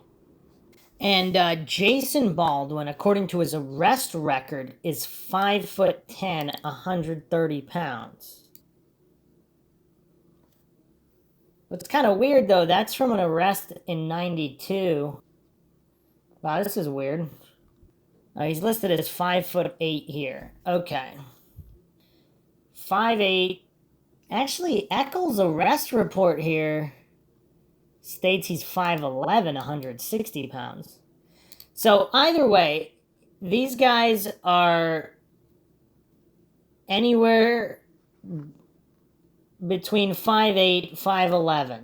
In this image, with Damien and Domini, you can clearly see that he's a good half foot at least taller than her, not to mention she's standing even closer to the camera, which would make her appear to be even taller than she is. So we can't mistake the heights here. Just their height alone would be... It's kind of unlikely that they would be mistaken. Just the heights are just too different. Even though Jason does look pretty skinny as well, he's just a lot taller. Ford states, Your Honor, that they're trying to say that. That's crazy, Your Honor. That's crazy doing. I renew my motion for severance. Burnett denied. Okay. The Supreme Court of Arkansas referenced this sighting in detailing substantial evidence against Eccles. This evidence placed Eccles in dirty clothes near the scene at a time close to the murders. Although not material to this point, other evidence established that Domini Tier might have been confused with Baldwin, as both had long hair and were of slight build. But not the same height, though. Baldwin's attorneys did not appeal based on lack of substantial evidence. Narlene's credibility was brought into question from several sources. The notes from the interview with her aunt Dixie Hufford said that Narlene will exaggerate. Her brother-in-law, John Hollingsworth, was blunter, claiming she was only interested in reward money. Quote, I can understand them checking into all these leads, but if they're listening to Narlene Hollingsworth, he's wasting his time. End quote. This was Blood of Innocence, page 125. Private investigator Ron Lax quoted her as saying she was born to know things. Davidson tried to use this to impeach her testimony at trial. Davidson, have you made statements that you were born to know things and that you knew that something was wrong after? Narlene stated, well, I knew something was wrong because I knew that children were missing earlier. So what is this, just a bad feeling? Her bad feeling was acute. Davidson stated, okay, was there another reason you felt like you ought to stop? Narlene said, yes, sir. Narlene said, I was getting sick. Why were you getting sick? I don't know. You don't know? No, sir. I just started feeling like all of a sudden I wanted to throw up. Felt like you wanted to throw up? Yes, sir. And is this when you passed them? Yes, sir. I passed them and got down the street and tried to stop where I could throw up. And you stopped to throw up? I stopped for a second and then went on because they kept hollering. The kids kept hollering, let's go on, let's go. You can get sick when we get there. What? The defense attacked her credibility by suggesting that she might lie because her nephew was a suspect. Davidson stated, goes to credibility, Your Honor. He's some type of relation. Although this line of questioning was dropped, Narlene had no hesitancy to implicate her nephew during her police interview. This is weird. Quote, I don't know what LG is capable of. I'm not saying that he would do it. I am not saying that he wouldn't. But I know Damien. Everybody said that Damien. I know that he's supposed to have 666 on his shoes. Well, only one thing. The day I run into LG, the day of the police department, he begged me to go in there and sit down with his mother and I said I can't do that. He said that I ain't no laundromat Wednesday night. I said, yes, you was. He said, no, I wasn't. And go and there and tell them that I wasn't. I said, no, I won't. Because you was up there at the laundromat. He said, no, I wasn't. I said, yes, you was. Because Ricky Hollingsworth said that I had just missed you. Narlene Hollingsworth, May 10th, 1993. Notes, the last comment is odd since Ricky Hollingsworth was supposed to have arrived with Narlene. When Narlene repeats the above assertion the second time, the transcription reads, he said you go in there and tell them that you are mommy, and I said, no, I won't. What? Her son and fellow witness for the prosecution, Anthony Hollingsworth, had been arrested for unlawful carnal knowledge with a minor. The defense attempted to bring this out, possibly as another reason why Narlene might want to point to someone else as the killer. David stated, okay, does Anthony live with ya? Narlene said, yes, he lives on my land. On your land? Yes, sir. He lives out in the yard? Well, I wouldn't say that. He lives in a camper. Okay. He eats with me, but he stays in the camper? He has to. He has to? Why does he have to? Fogelman stated, Your Honor. Narlene stated, sir, I don't really want to answer that. Fogelman stated, don't see what this has anything to do. And then Burnett said, I'm having a little bit of trouble following your line of thought as far as what is relevant. Narlene stated, well, he didn't kill nobody. Judge Burnett offered the prosecution the grounds for objection. Are you objecting to relevancy? Fogelman said, I'm objecting to the relevancy. Burnett said, sustained. Anthony Hollingsworth is now on the Arkansas sex offenders list. So, some more curiosities here. On the commercial appeal, January 31st, 1994, LG Hollingsworth stated, I was not a suspect. When the police, talked to me, I told them I was happy to help them all I could. The prosecutor, Fogelman, all right, tell me about the box in your car. LG stated, no, it's Richard's car. All right, tell me about the box. This is from the LG Hollingsworth interview, September 2nd, 1993. LG and the stinky box. This is also a write-up from jivepuppy.com. This isn't the name of a fairy tale for dysfunctional families. Along with Mr. Bojangles and the Tattooed Man, the stinky box has become a legend in this case. L.G. Hollingsworth Jr., 17 years old, in 1993, was the son of L.G. and Linda Gale Hollingsworth. He was the nephew of Narlene Hollingsworth. His initials were not abbreviation, but his name. He gave L.G. another meaning. He had Little Gangster tattooed on his bicep, and that's gangster with a T-E-R at the end, not an A or an A-H. He lived in the neighborhood of the victims nearby the Garners on Holiday Circle, where Mark Byers said he first went to search for Chris on the night of the disappearance. A ninth grade dropout, he spent the day of the 5th looking for a job, finding one at the Big Star grocery store as a bagger. He was friends of Damien Eccles. He dated Lisa McDaniels, described as Dominique's best friend. Oh wow, the plot thickened. Although she moved out of town just prior to the murders. So Lisa McDaniels moved out of town just before the murder. Okay, interesting. So this guy dated Dominique's best friend and was friends with Damien Eccles. In Damien's May 10th interview, he described LG as weird. He had a falling out with LG after LG suggested they swap girlfriends. Blood of the Innocents, page 120. Although this would have been for his cousin Dominique. What? So Dominique is his cousin and he wants to swap girlfriends with... Or is this one of Damien's other other girlfriends, because supposedly if Damien had many. Damien pointed at LG as someone who could have killed the children. That's interesting. When he saw Eccles being taken into custody, LG said he was the next one they were going to arrest. Is it curious that he doesn't state, oh, they got the right guy, case closed, but he thinks he himself is going to be arrested next. Unless if he did see it as some kind of a witch hunt of like goth type kids. LG was the target of several tips, although the most incriminating could not be confirmed. In one taken by Detective Mike Allen, the tipster said, quote, she had overheard that a Dominic and a Damien killed the 3 little boys, and that LG, last name unknown, took and laundered their clothing. So not the little boys' clothing, but the dirty clothing of the perpetrators. Caller stated that Damien had body parts in a box from the children. This is Blood of Innocence, page 121. That's kind of a random thing for the caller to say, though, and how did they know that? Are these recorded? So on these tip lines, are these voices recorded? Can they identify these callers? Or do they know who the callers are and maybe they found them not credible? Another tip came from someone who claimed LG's aunt, Dixie Hufford, had said 2 boys and a girl went to the laundromat on Ingram on May 5th between 10 and 10:30 p.m. to clean up. They had mud and blood on their clothes. Dixie was related to one of them, Hollingsworth. So did all 3 have mud and blood? Because according to the other tip, LG was the one who washed their clothes, not necessarily involved in the crime.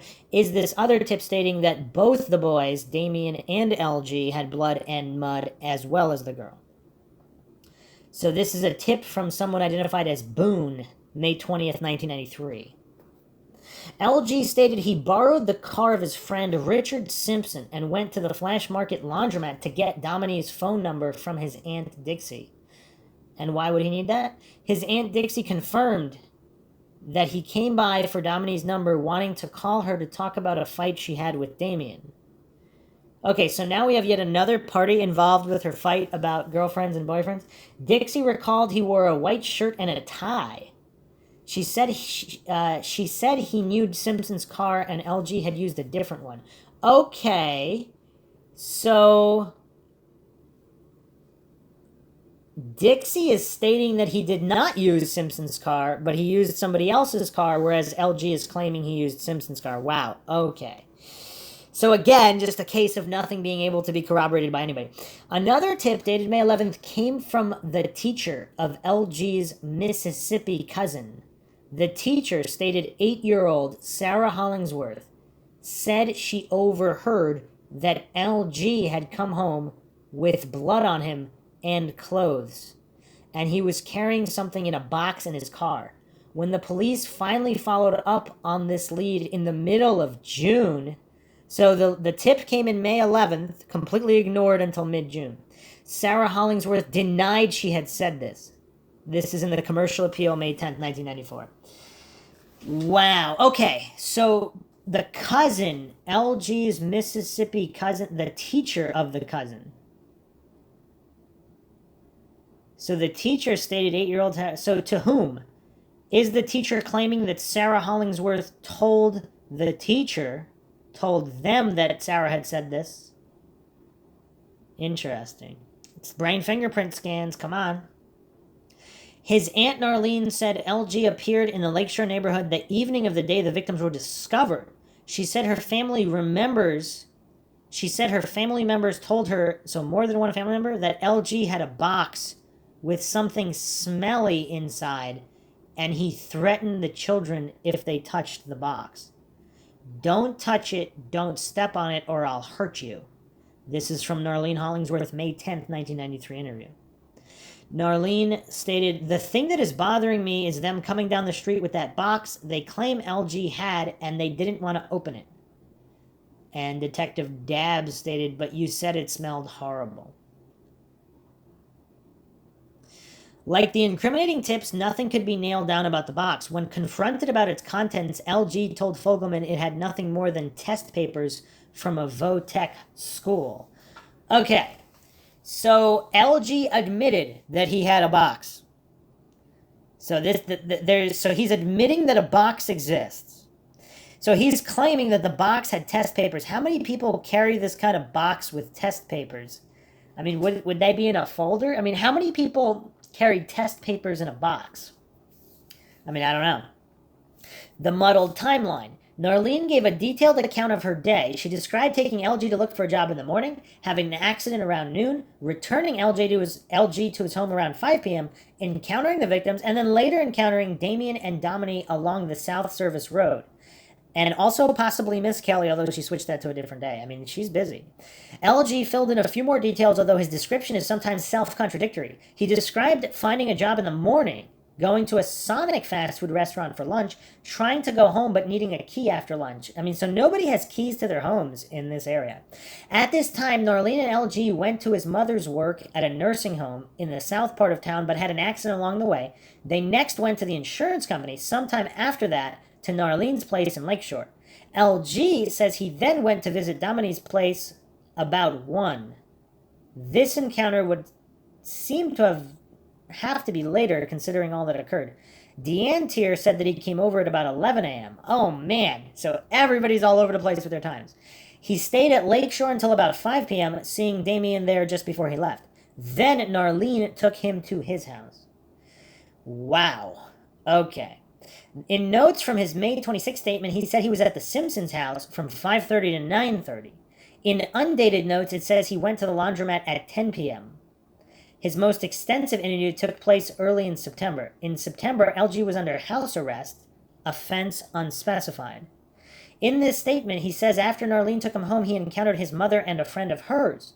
They soon left together to her friend's house. In the same statement, he said he went home and stayed there until his mother arrived at 7:30 or 8:30 p.m.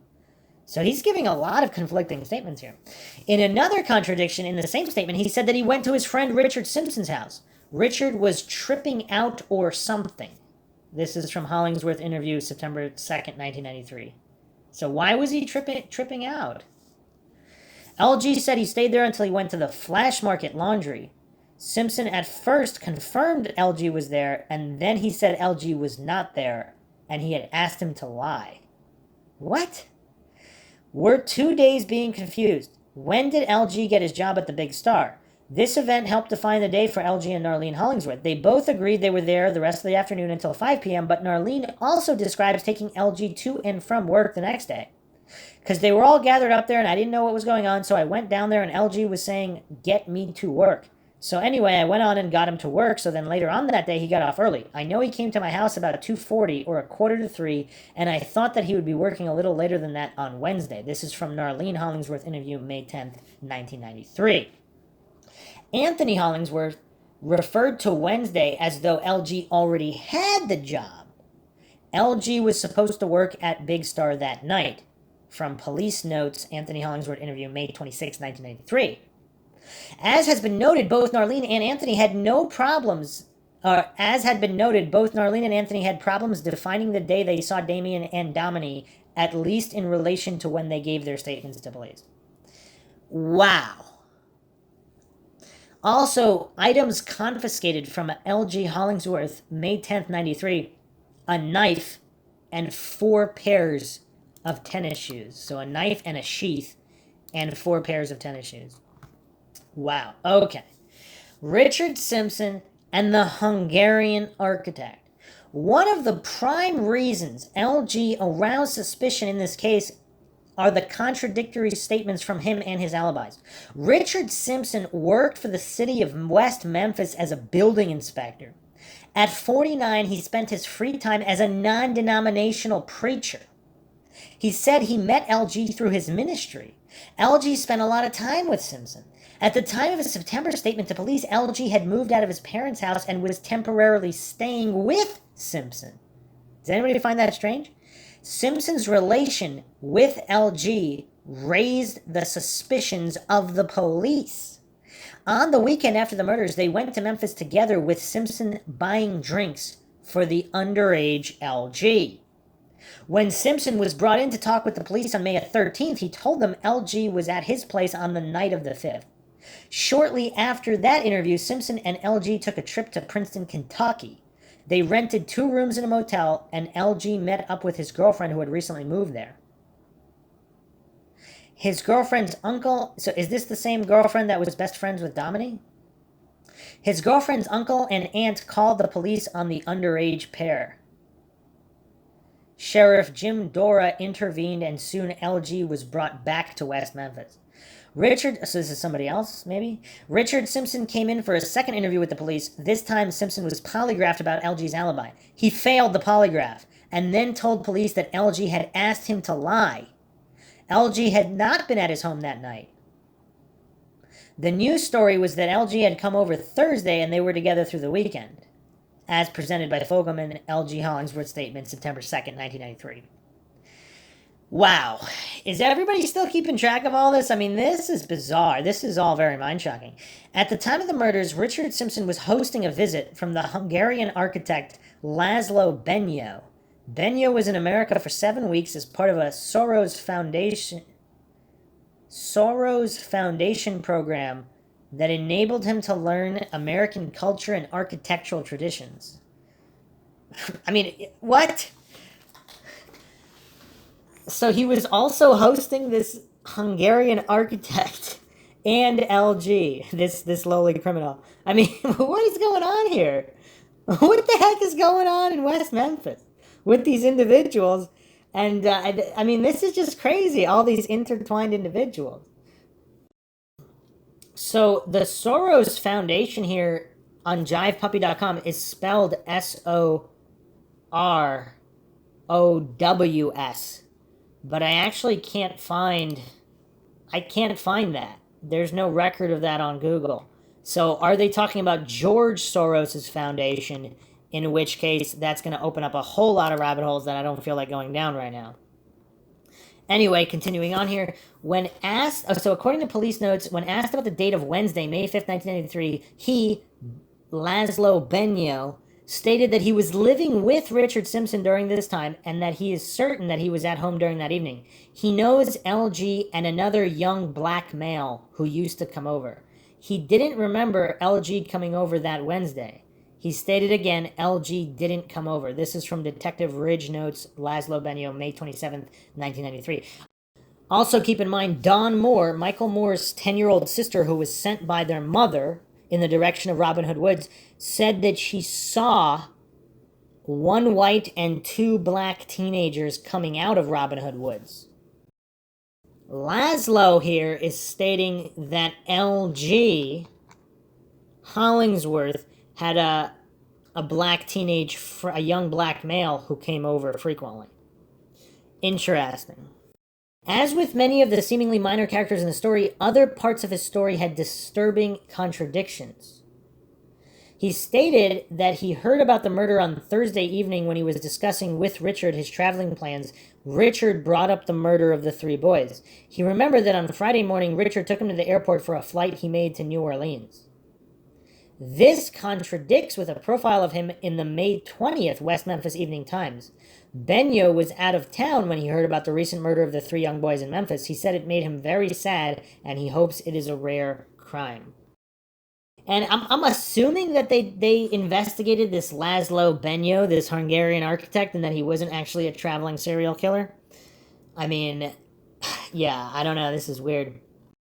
This is really weird. Do people think that Phillips, this minister, and Laszlo might have possibly been involved in some way? Because they're each other's alibis. They're connected to LG. I mean, this is weird. This is just really weird.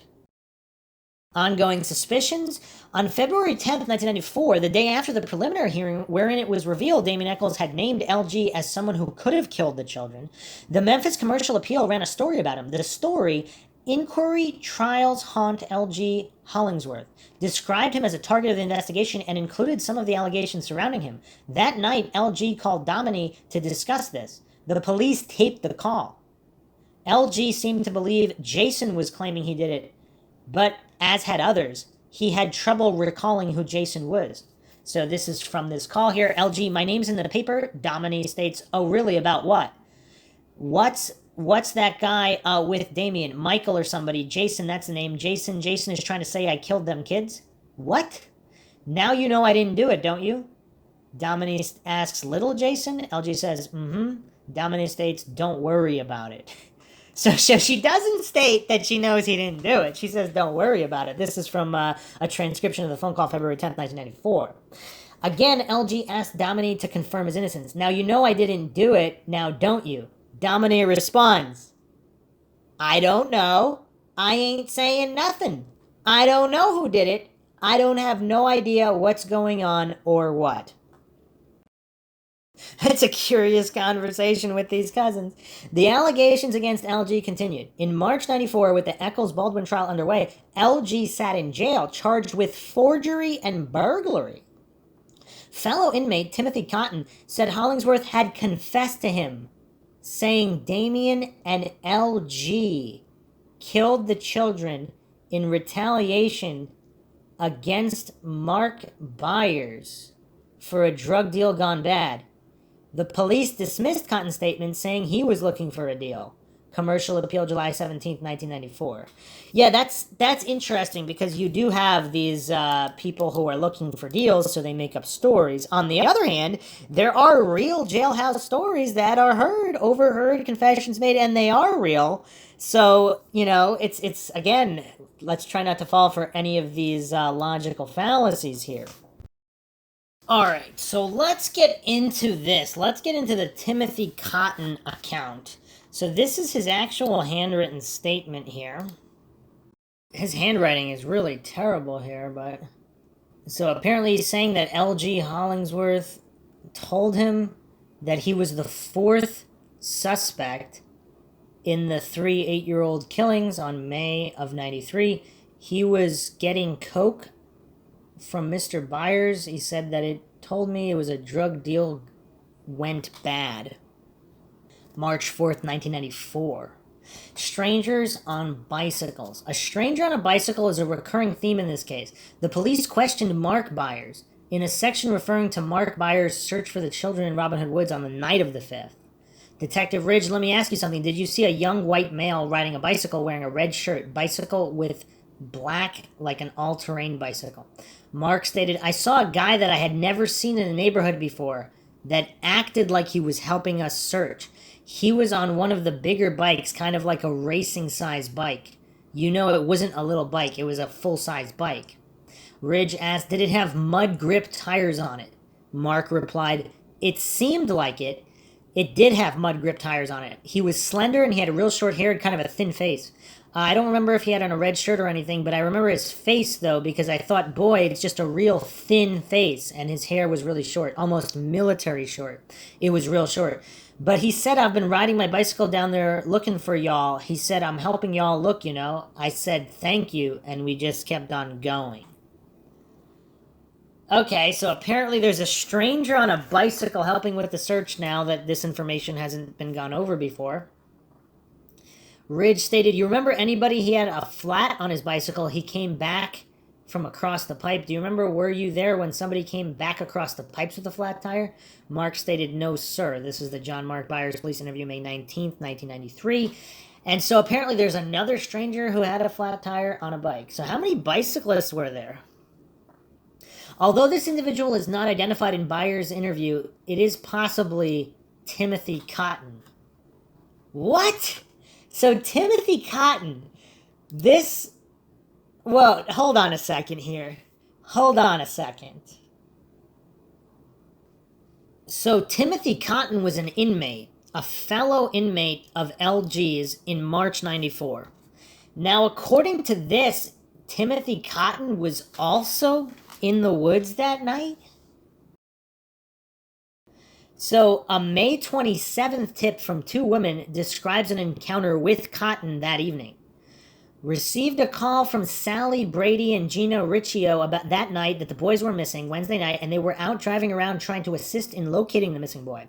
They advised that they saw Tim Cotton from Lakeshore riding a bicycle that was green and yellow go into Robin Hood Woods at the dead end of Macaulay, and they were driving around Goodwin. About 45 minutes to an hour later, they saw him coming again from the other end of Robin Hood and was wet and muddy all over. And they heard him tell some of the search and rescue people he had fallen in the bayou and was going home to change clothes. They said he was a weird acting guy and just wanted to check him out. He was seen going to the woods around 10 p.m. and coming out around 11 p.m. Whoa, so this is truly mind-shocking information now. Wow.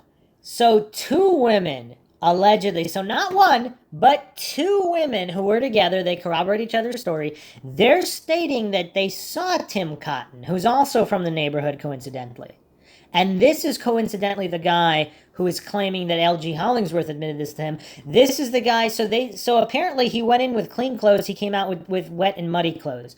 So theoretically, I guess you could say at night, hard to see, maybe he did really fall and he has nothing to do with the murders, or is this something far more nefarious?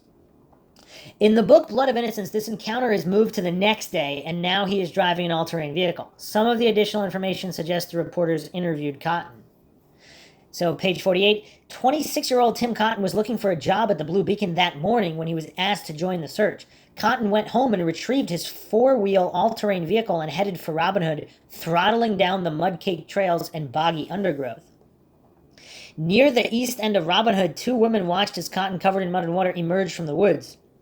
He was a strange sight, the women thought. Pale blue eyes staring out behind the mud and funk that enveloped him. Cotton told the search and rescue workers he had fallen in the bayou and was going home to change clothes. The 2 women observers couldn't put their finger on it, but they thought there was something about Cotton that bothered them. They made a mental note. Meanwhile, Cotton was having strange thoughts of his own. He couldn't get over how the wooded area north of the pipe seemed to smell like blood. Cotton confirmed the job hunt and his search for the victims during a later interview. So this is summary notes, Lieutenant Sudbury in Durham, March 8, 1994. Timothy Cotton stated that around May the 5th or 6th, he had left his house on Wilson Street and was going to a job interview. Along the way, he learned of the 3 boys missing.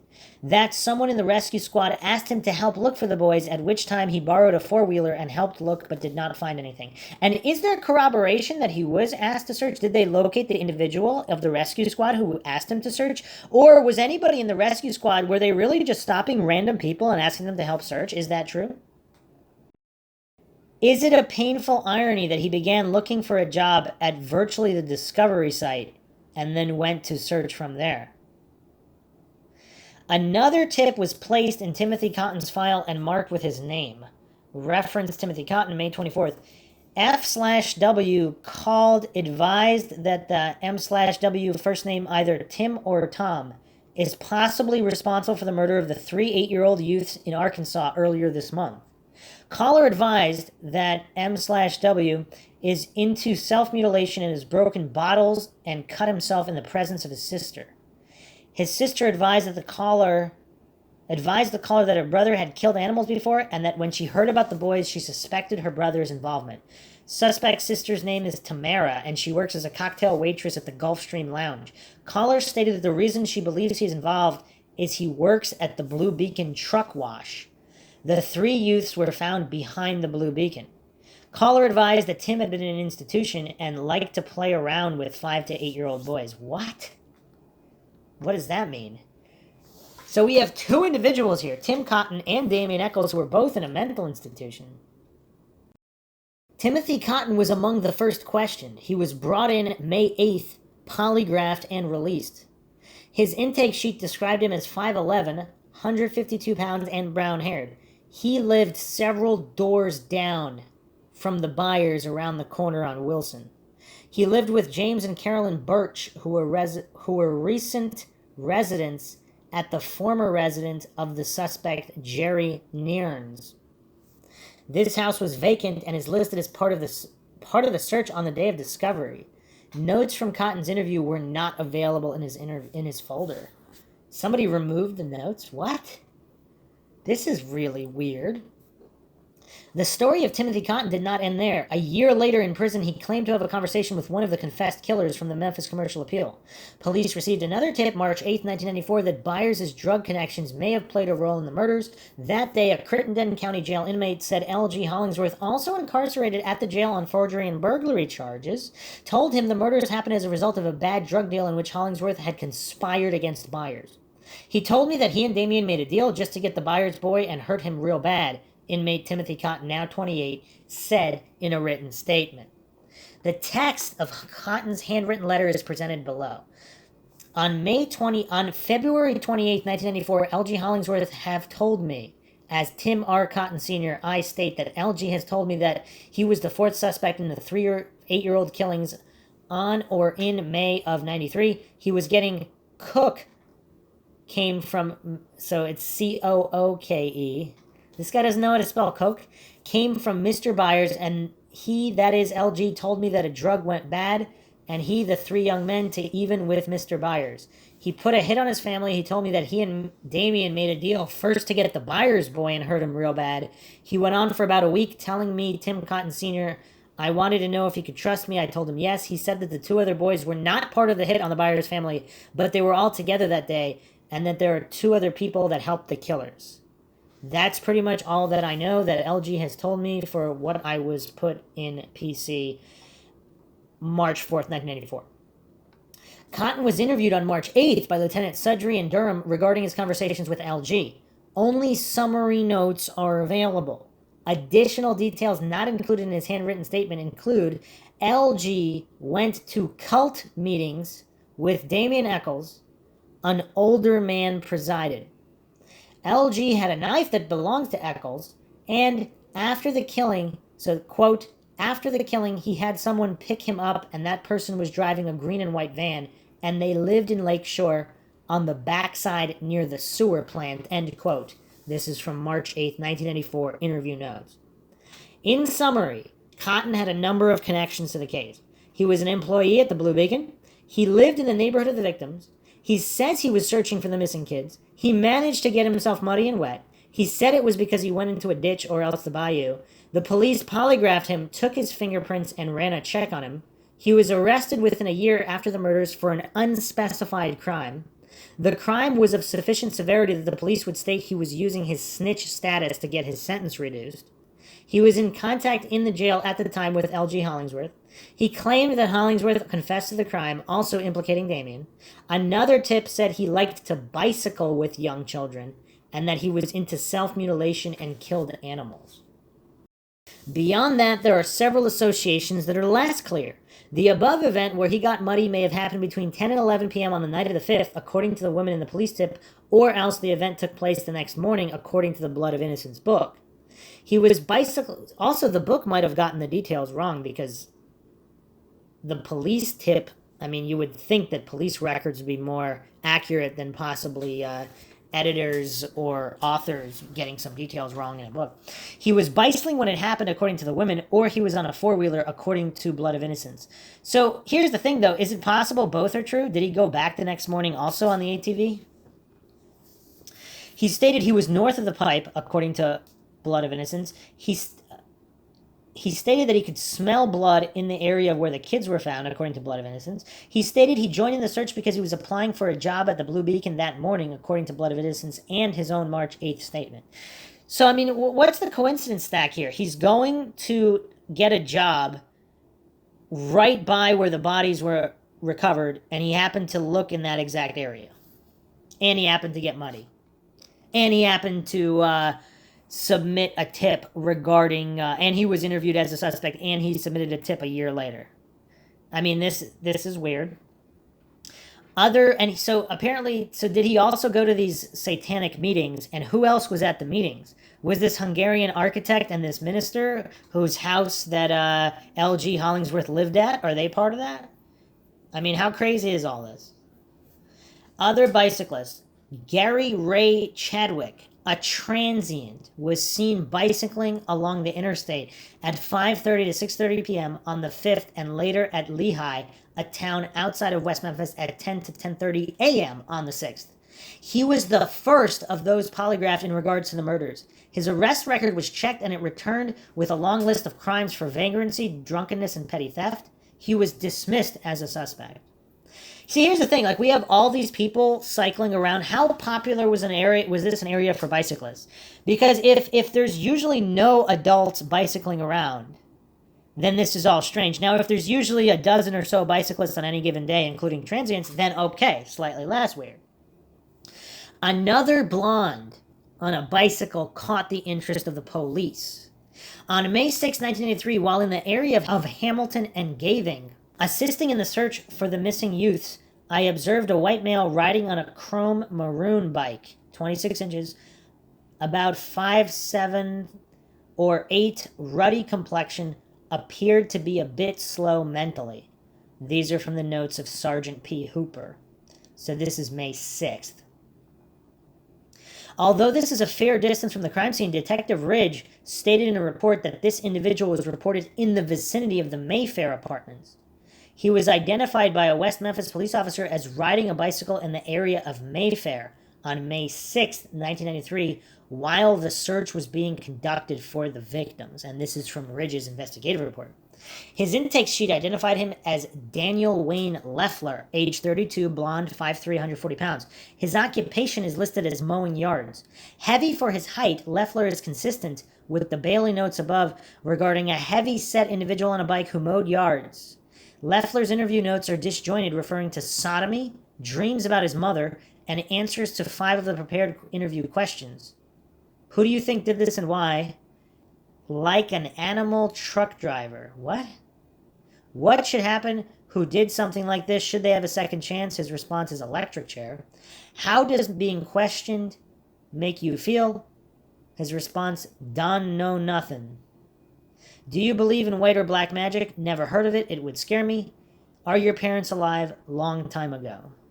These notes are too brief to complete a picture of him. He passed the poly and was dismissed as a suspect with the same boilerplate caveat given to Timothy Cotton, unless further evidence is developed that would link him to the crime scene or the victim. I don't know. Cotton's got a lot of circumstantial evidence going against him. Truly, truly bizarre. Okay, let's circle back to Hollingsworth here. So, L.G. Hollingsworth Jr. died in an automobile accident October 26, 2001 at the age of 25. Perhaps other more significant evidence will appear that ties LG to the murders. As of this writing, in the opinion of this author, LG is Damien Light, L-I-T-E. The most sensational evidence against him is unsubstantiated rumors and the overactive imagination of his aunt. This is not to say there is not possible troubling evidence. The jailhouse snitch who gave a scenario very different from that of the prosecution, the contradictory stories of his alibi, and the unresolved question of where he was on the night of the 5th, and his unexplained relationship with Richard Simpson. I mean, this Richard Simpson guy and this Hungarian architect, I mean, they just happen. It's just so weird. Like, they have this young criminal living at the house. I mean, it's just really weird. Who happens to be related to the girlfriend of Damien, who knows Damien, supposedly also goes to these satanic rituals. Yeah, this is really weird. Okay, so let's go back to the beginning here with these sightings. So, Narlene Hollingsworth, of course, not very credible, a lot of errors here. And of course, the other family members supposedly in her vehicle during a lot of these sightings, they were never even questioned regarding corroborating her sightings. So, moving on to Deborah O'Tinger, 19 years old, also intersects with this case at several points. She helped in the search on the morning of the 6th of May. On the 1st of June, she gave a statement to police about rumors of cult rituals taking place in the nearby woods. Her 14-year-old brother also reported these. So to all the people that say there were no cult rituals, I mean, there's insiders here. This is not made up by the news. These are people giving statements to police. These are locals giving statements to police here. These are in police records. So, again, a lot of these coincidence theorists who deny that there's any occult rituals, that there's no Satanism going on, and this is nonsense satanic panic made up by the news. It's kind of weird. There's clearly evidence here and testimony regarding these rituals. Not to mention, a lot of these rituals obviously do take place in many places. I mean, I know people who were involved with, who had brothers or sisters who did some kind of animal rituals. Like, this was decades ago. This was in the 90s somewhere. And they've given me secondhand accounts of this going on in the United States. So hopefully it would, not hopefully, obviously you don't want animals being killed either, but obviously not humans. But in terms of animal sacrifice, this was going on. Animal sacrifices and occult rituals were going on. This is well known. So if they were also going on here, clearly they could be some kind of satanic occult connection. So her 14-year-old brother also reported these. At the end of June, she made a statement recounting having seen the children the afternoon of the 5th, one of the last to have seen the children alive. Her house is located about 2 block lengths from the entrance to Robin Hood Woods, but still a quarter mile from the woods where the children were found. Huh. Oettinger made one police statement and testified in both trials. On June 30th, 1993, Mrs. Oettinger provided a one-page handwriting statement to the detectives. In this statement, she wrote that she saw the 3 children in front of her yard around 5:30 p.m. She wrote that her husband got home at 5:40 and also saw the kids. No statement was taken from the husband. She recounted telling the children to get off her lawn. That's a little cliche. Why were they randomly on her lawn, though? By the time she left for a dinner appointment at 6, she wrote the children had gone into the woods. This is probably only a presumption, as she did not mention seeing them go into the woods. This statement is brief. More details about this incident were brought out at trial. At the Miss Kelly trial, Oettinger said she saw the children in her yard around 6, close to 6. She saw 2 children, one on a bicycle, pass, then one more on foot. At the trial, she said she did not know the kids, but was able to identify them later. Subsequently, in her testimony, she stated that she knew Chris Byers because his brother had asked to mow her lawn last summer. How this helped her know Chris Byers was not elucidated. Yeah, that is kind of weird. So she would know the guy's brother. She would know the kid's brother, but yeah, that's weird. From the Miss Kelly trial, do you know the boys? Did you know them? Fogelman asks. Oettinger says, no, sir. Later, Fogelman says, were you later able to identify who the boys were? Oettinger says, yeah, I actually knew one of them because one of them's brothers had asked to mow my lawn earlier in the beginning, almost summertime. Do you know which of the boys that was? Byers, the little Byers boy. Now, it's unclear. If she was shown pictures after the fact, maybe that's how, and then she just connected the brother, whatever. At the Eccles Baldwin trial, she said she knew the children, that they were around her house quite a bit. Okay, that's a little weird.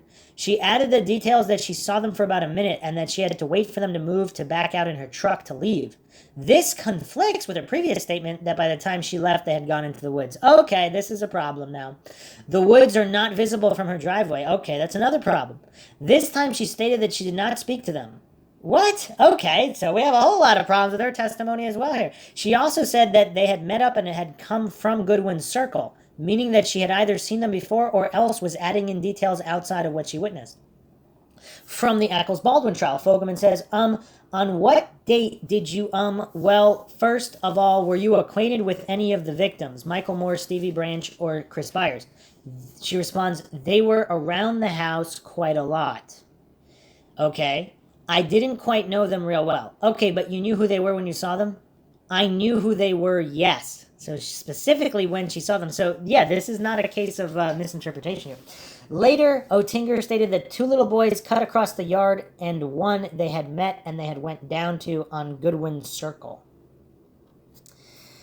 Okay, make of that what you will. Let's move on to Brian Woody, 20 years old. He said he saw the victims from his car as they entered the southern set of woods from the end of 14th Street between 6:30 and 6:45 p.m.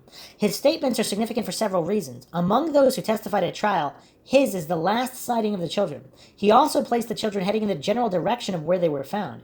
Finally, with shades of Orson Welles, he insisted he saw a mysterious 4th child. You can't make this stuff up. This is just one of the most mind-shocking cases for just in its terms of its brutality and its tragic nature, but also the level of inconsistency, the endless list of suspects. This is all just very, very mind-shocking. Spotlight Woody Unplugged. Brian Woody gave 3 statements to the police and testified at trial. In one statement, he said he just got off work from Radio World at 6:15. In another statement, he said he just got off of work from Don's Super Shine at 6:30. The two establishments are connected. A summary of his testimony: he was heading down home when I approached 14th Street on Goodwin. I saw 4 kids go into Robin Hood.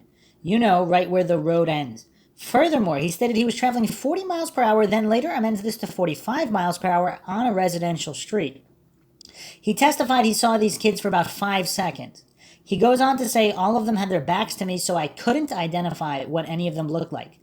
I could not tell the ages of the individuals I saw. They were just young. He said that one had spiky hair, like in a picture of Steve Branch that he later saw. He said Steve Branch was carrying a skateboard.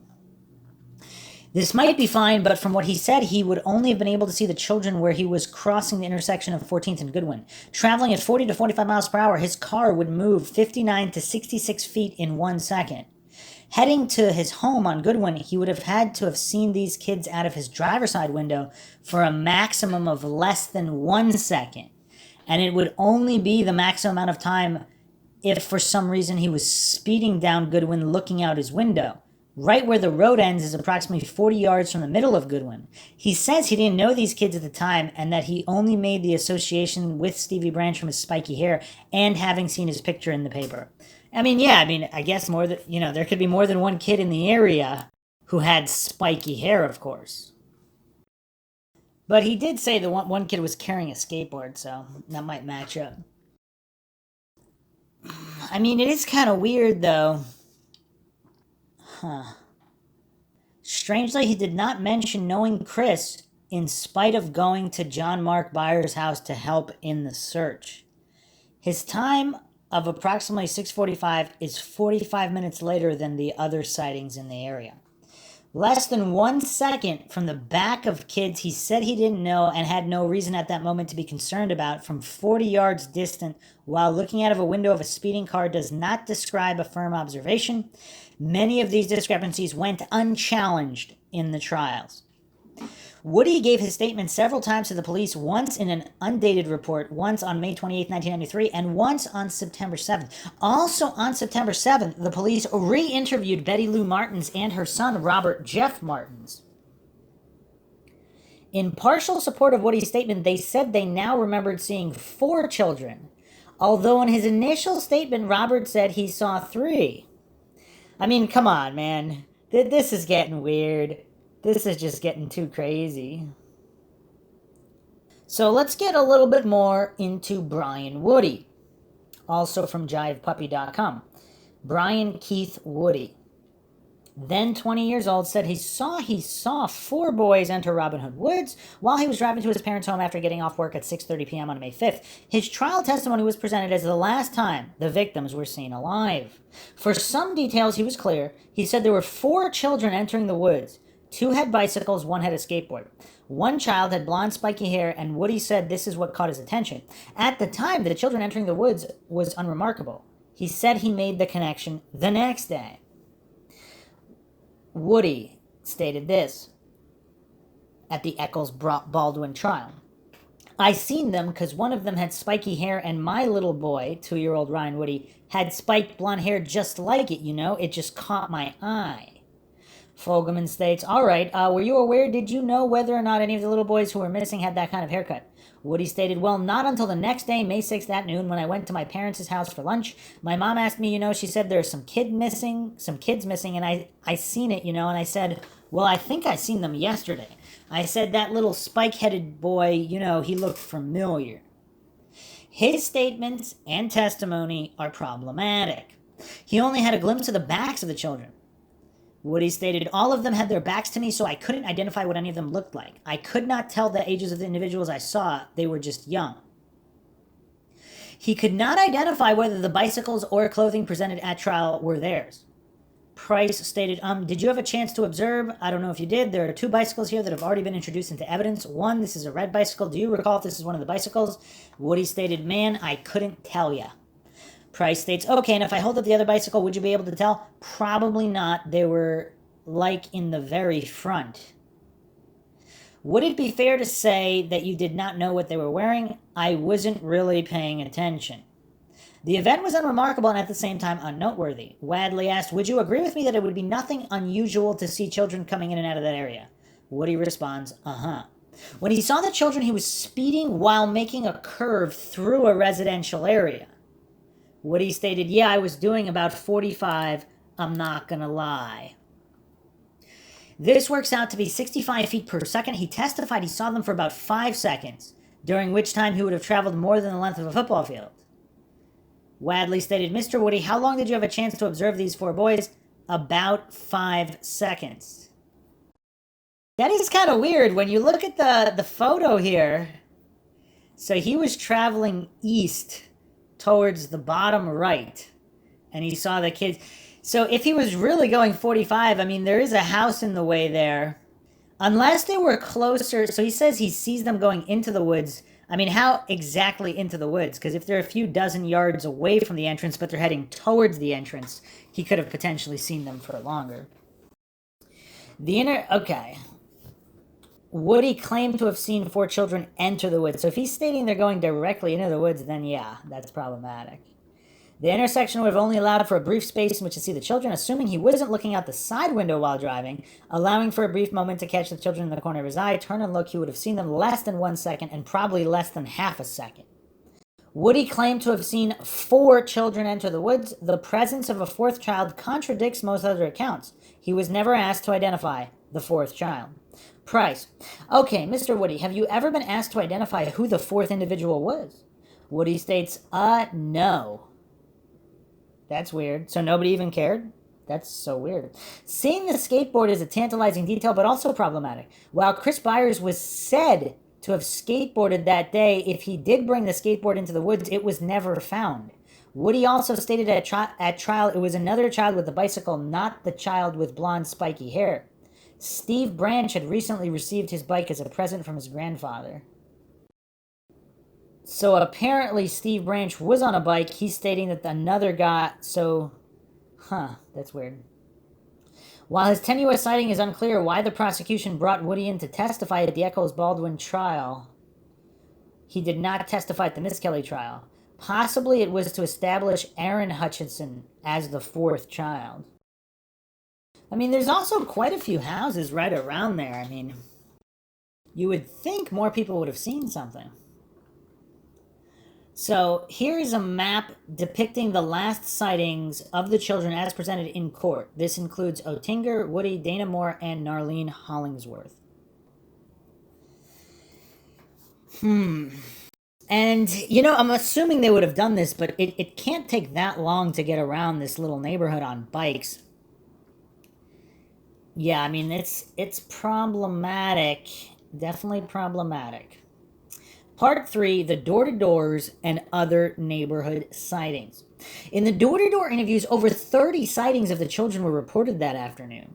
Most of these were unremarkable and early in the afternoon. Some were later but indefinite in description, saw them or saw some boys. There were, however, 6 sightings from those who identified the children by name. They tell an interesting and consistent story. All of the door-to-door interviews who identified the children by name and who saw them after 5:15 are listed below. Ben Crafton, 15 years old. On Wilson, he stated he saw Branch and Moore on bikes Wednesday, 6 p.m. going towards Goodwin. Kim Williams was with them. Like Kim Williams, he did not mention Chris Byers being with them. So he saw Branch and Moore and Kim Williams? Oh no, Kim Williams was with Ben Crafton. So both her and Ben Crafton stated that they saw Branch and Moore, but Byers was not with them at 6 p.m. now. Kim Williams said she saw Michael Moore and Steve Branch, but not Chris Byers, go into Robin Hood Woods between 5:30 and 6 p.m. Their bikes were left along Goodwin. She also said that she saw 3 older boys, 2 black and 1 white, later come out of Robin Hood. This is in agreement with Don Moore's statement. On a memo regarding her statement, the police give alternative theories. from Kim Williams, undated note. Unknown who Kim saw, has been mentioned that during cult activities, some members blackened their faces. Also note victims had black boys that they also played with. This would suggest that the police considered the possibility that Kim Wilson and Don Moore saw the defendants wearing blackface and mistook them for being black.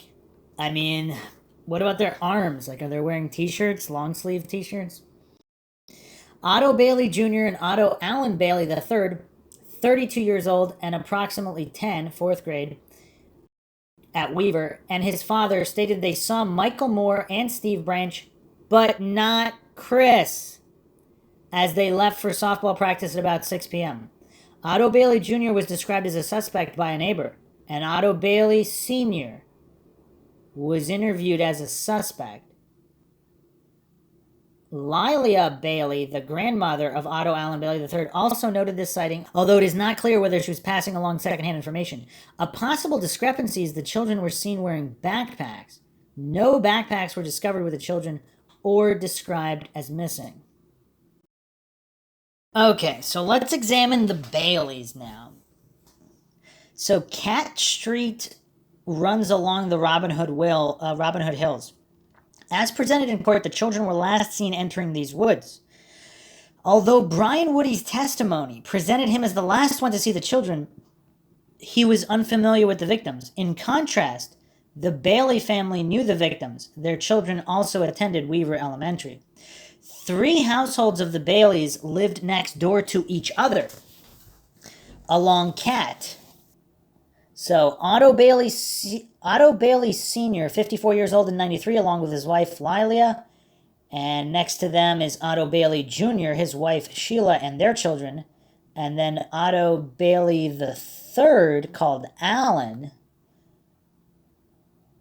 Fallon Bailey, and Ashley Bailey. One more door over lived Brenda Webb, daughter of Otto Bailey Sr. She was in the hospital for a 2-week stay at the time of the murders. Otto Sr. and Jr. together owned a truck wash, Mr. Clean. Wow, so did everybody get all that? From the door-to-door notes, Lila Bailey stated, Wednesday, the victim stopped at her grandson's house between 3:30 and 6 p.m. Alan is a 4th grader at Weaver. Wow, so there's another stop here. Her grandson confirmed, said Michael said he had to hurry to leave and Steve wouldn't talk. At 5:45, both boys had backpacks green. Steve had with red shorts and with tennis shoes. They were going to pick up Chris. In another visit to this address in the door-to-door interviews, Otto Bailey Jr. didn't mention this encounter. He said, went to ball practice till 7:30. Taco Bell, 9 o'clock, didn't see anything strange. However, in a later interview, he gave more details. What's up with all these people and their own conflicting reports? On Wednesday, May 5th, 93, at 5:45 p.m., as my son and I were backing out of my driveway on the way to ball practice, we saw Stephen and Mike riding down the street right in front of my drive. My son hollered out the window at them to say hi. As I got to the back end of my drive, I stopped to see if any cars were coming. That's when I first noticed Stephen and Michael had backpacks on, riding their bikes towards Mayfair Apartments. I told Alan to tell them bye because we were going to be late to practice and had to get going. My son said bye, and I proceeded to drive on out and down the road, and that's the last we seen. And this was September 8th, 1993 that he gave this interview. Sheila Bailey, Otto Jr.'s wife, conveyed somewhat the same story to the West Memphis Evening Times. She identified one of the children passing by as Chris, although she may have been relating this story secondhand. So that's weird, because they mentioned only Steve and Mike. She's saying what? Nobody can get their story straight. Sheila Bailey said Christopher played on her t-ball team. He and one of the other boys were in her yard and riding their bikes around in the street out front shortly before her son went to practice Wednesday, Mrs. Bailey noted. This was in a May 7th, 1993 interview. At least one neighbor of the Baileys considered Otto Bailey Jr. a suspect. Mrs. Comer began talking about Otto Bailey Jr., who she says is the person she thinks committed the murders. She states that he has threatened to cut her son's penis off and stuff it up his ass. She stated that there are 3 suits against Otto Bailey filed by her and her husband. One is concerning an incident of threatening her husband with a handgun, one is for loss of business, and one is for terroristic threatening. She stated that she is aware of an abuse case and some type of drug cases. She further stated she believed Otto Bailey could have gotten the trust of the kids and would have been able to kill them after getting their trust. That's kind of weird, but Otto Bailey Jr. is with his own son. While, Mrs. Comer also made allegations against John Mark Byers, although those were not based on personal experiences. The police did not interview Otto Bailey Jr. as a suspect, but they did look into his father after receiving a tip. Otto Bailey Sr., May 12, 1993, received information from a female who advised that there is a person who lives across the street named Richard Strickler. They are big with CB radios. When they transmit on CBs, they broadcast over the telephones, radios, and television. She advised that on May 11th, 1993, her daughter overheard a conversation with a guy parked in the drive across the street. She thinks his name is Otto Bailey. She heard him over his CB talking to an unknown person. Quote, "I'm gonna kill your expletive ass like the 3 boys that were killed." Caller stated that she knows Otto Bailey lives on the street behind the location the boys were found. He drives a maroon van with a large antenna on it. That's disturbing. So this is reported May 12, 1993. Detective Birch interviewed Otto Bailey Sr., although dismissed his threats as being due to a big mouth. At 3 o'clock on Wednesday, the 26th of May, I met with Mr. Otto Bailey at my office here at the police station. Mr. Bailey was here not at my request, but from municipal court. The interview of Mr. Bailey was done without any problems. He answered all my questions and had nothing to add that was not already in the news or the papers. The day of the homicides, he was at work or home between 6 o'clock and dark. He will have to check for the time he left work. He stated he knew the boys from the area and had seen them riding their bikes on the street, but not that evening. He did not know the boys' names. Mr. Bailey is known to me as a big mouth on the CB radio and enjoys making other radio reporters or radio operators mad by trying to get their goat. He was shot by a trucker over a radio argument a year or so back. What? So these are interview notes, May 26, 1993. So apparently he likes to make crazy statements on the CB radio, one of which got him shot by a trucker. Okay, can this case get any more weird? Like, these are the people that live right next to where the bodies were found. After receiving tips from several children about having been threatened by the driver of a white van, the police put together a list of all white vans registered in Crittenden County. A white van was registered under the name of Rex Hester. Also at Cat. This is the husband of Officer Diane Hester. Okay, alright. We're really getting into Mindshock land here. So the husband of a police officer has a white van that several children called in or reported. It's unclear whether they reported this specific van, though. Did they report this plate, or was this just a white van? Otto Bailey Sr. had an extensive criminal record, carrying prohibited weapons, contributing to delinquency of a minor, possible controlled substance. That was back in 81. In 85, sale of a controlled substance, DWI. 1990, possession of a firearm. He plea bargained 1999, aggravated assault, possession of weapon. Got a suspended sentence of 36 months and $500 fine. So, ongoing list of offenses. Yeah, the Baileys seem to be an interesting bunch as well, living right next to Robin Hood. Okay, this is really weird. Let's continue on here, though. More sightings. Bobby Posey, 12 years old, on East Barton, stated that Chris Byers stopped by his house after his father whipped him. Chris stated he was running away from home. Okay, the plot's gonna thicken now. So Chris Byers' stepfather spanked him, whipped him, whatever. Now he's running away from home. Bobby Posey also stated that Mark Byers appeared and threatened to whip Chris again. No follow-up statement was taken from Posey. Okay, this might be the most mind-shocking ever. So this is a 12-year-old, not an 8-year-old. I mean, obviously not an adult, but this is a 12-year-old making this statement. So he also said, so Chris Byers stopped by, told him he was running away from home, and then presumably left. And then Mark Byers appeared at the Posey house and threatened to whip Chris again? Or was that while Chris was there? And what happened after that? Like, did they leave together? I mean, how can you just leave everybody hanging there? What's going on with Bobby Posey's testimony? I mean, I'm really interested with this Bobby Posey account. I mean, this seems to possibly be a smoking gun account here that could be a critical key to this case. Chris Wall, 19 years old, on East Barton, stated he saw Chris Byers 6:45 to 7 p.m. at East Barton and Macaulay with a blonde and a bike with a red spray paint heading towards Robin Hood.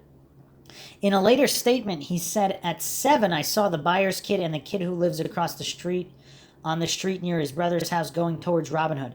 Both were described as on bicycles. Chris Wall's brother lived on West Macaulay.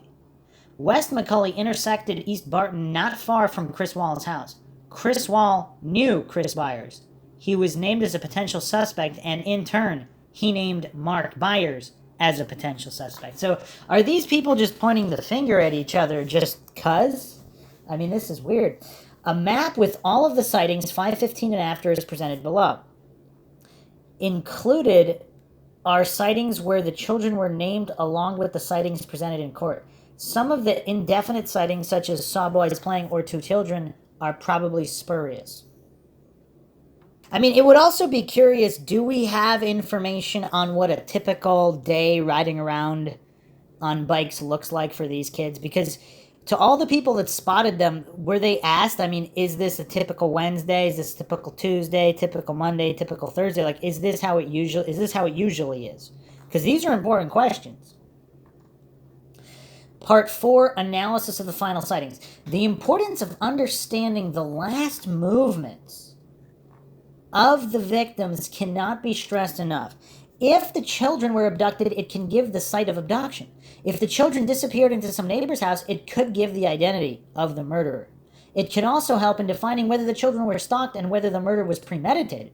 How the children got to the place where the bodies were found is unclear. The sightings presented here only partly resolve the matter.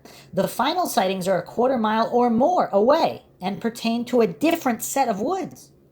Even accepting the prosecution's theory, we only have the children were heading in a general direction. Why were they headed that way is unknown. The prosecution presented the murders as premeditated and planned, suggesting the children were meeting their murderers. Confounding the matter further, many of these reports have some problems, details that change over time, or those that are factually incorrect, such as the wrong number of bicycles. This may be due in part to misremembered details or misattributed times, other aspects of the vagaries of memory, or false sightings. Several of the witnesses elaborated their stories with unknowable details, including the intentions of the children or what happened after they were seen. There seems to be an inverse relationship between how well the children were known and whose statements was key to the prosecution's theory. Other than Dana Moore, all the others, 6 of them who saw the children and identified them by name, placed Michael Moore and Stevie Branch separate from Chris Byers. These statements reinforce one another. What should be the final judgment on these sightings? Do those with discrepancies represent the normal amount of inexactness to be expected by witnesses, or did at least some of these people not see the children at all? Did they confuse another set of children with these, or possibly a different day? Were some of these witnesses merely interested in the limelight of a famous case? I am inclined to go with the strength of the neighbors who identified the children by name and not by more tentative means, such as knowing the brother of a victim. A personal evaluation of the critical sightings. Included are those sightings of the children after they left their houses, if those sightings were presented in court, or if the witnesses identified the children by name. Dana Moore. Good. Although at a distance of over 100 yards, she knew the children and would certainly recognize her own son. This sighting is still distant from the woods. Deborah Oettinger. Fair. A little shaky on some of the details, including only seeing one bike and how well she knew the children. Her story changed over time and included details she couldn't know, such as them entering the woods. Unlike several of the other sightings, she says the children were near when she saw them. Narlene Hollingsworth. Poor.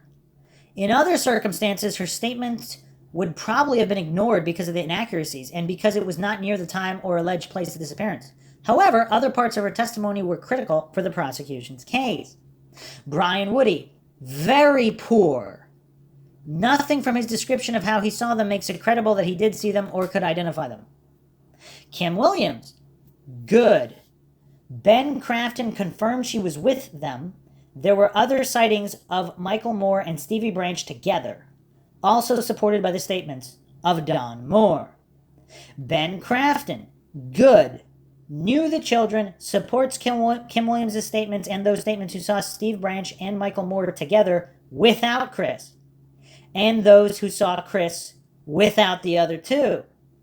Another neighbor, Christy Blanchard, described two of the boys on bicycles and described their clothes correctly, supporting this sighting. Otto Bailey Jr. and Otto Allen Bailey III. Good. Supported by the statements of those who saw Steve Branch and Michael Moore together without Chris and those who saw Chris Byers without the other two, supported by Lila Bailey. The presence of backpacks and different clothing is a problem. Chris Wall. Good. Knew Chris Byers, supported by Bobby Posey, who saw Chris Byers in this area. One difficulty is that his statement is ambiguous. And now let's dissect Chris Wall. Who did Chris Wall see? Chris Wall described seeing Chris Byers with a blonde, both on bicycles. Chris Wall knew Chris Byers, and according to information in a tip, he also knew the Hobbs' children. But who was the second one on a bike? According to the door-to-door notes from East Barton, 6:45 to 7, saw Chris on East Barton and McCully, blonde with Chris, red bike, both spray on paint going towards Robin Hood. From the interview notes, at 7 p.m., I saw the Byers kid and the kid who lives across the street on the street near his brother's house going towards Robin Hood, beginning to get dark. Also from the interview notes, Chris Wall stated, I got out about 6:45 p.m. or maybe 7 p.m. My dad picked me up and we went home. On the way, we saw the Byers boy and one other boy. They were on bicycles in front of Mayfair on Barton. They were going towards Robin Hood Hills. This was echoed in a handwritten portion of the interview notes. Got out about 6:45 or 7. Dad picked up, went home, saw Byers' kid and one other kid on bicycles. They were on West McCully at Barton by Mayfair. They were going towards Robin Hood, starting to get dark. First, the notes unambiguously state that he saw Chris Byers and that both kids were on bikes. Was the second person Chris Wall saw Steve Branch? Chris Wall says the person was a blonde, but he probably knew Steve Branch since the tip against him came from Pamela Hobbs. Chris Wall lives on Goodwin, would have trusted him, wanted to babysit mother's younger 4-year-old daughter? What? Note, Wall lived on Barton near Weaver, not close to the intersection of Barton and Goodwill.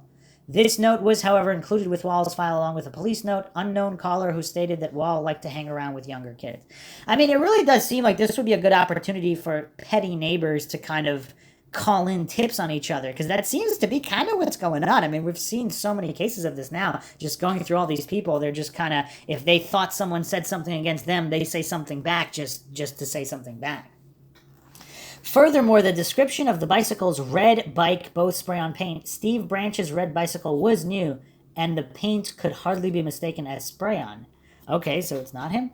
Does this statement help clarify who Wall saw? I saw the Byers kid and the kid who lives across the street on the street near his brother's house.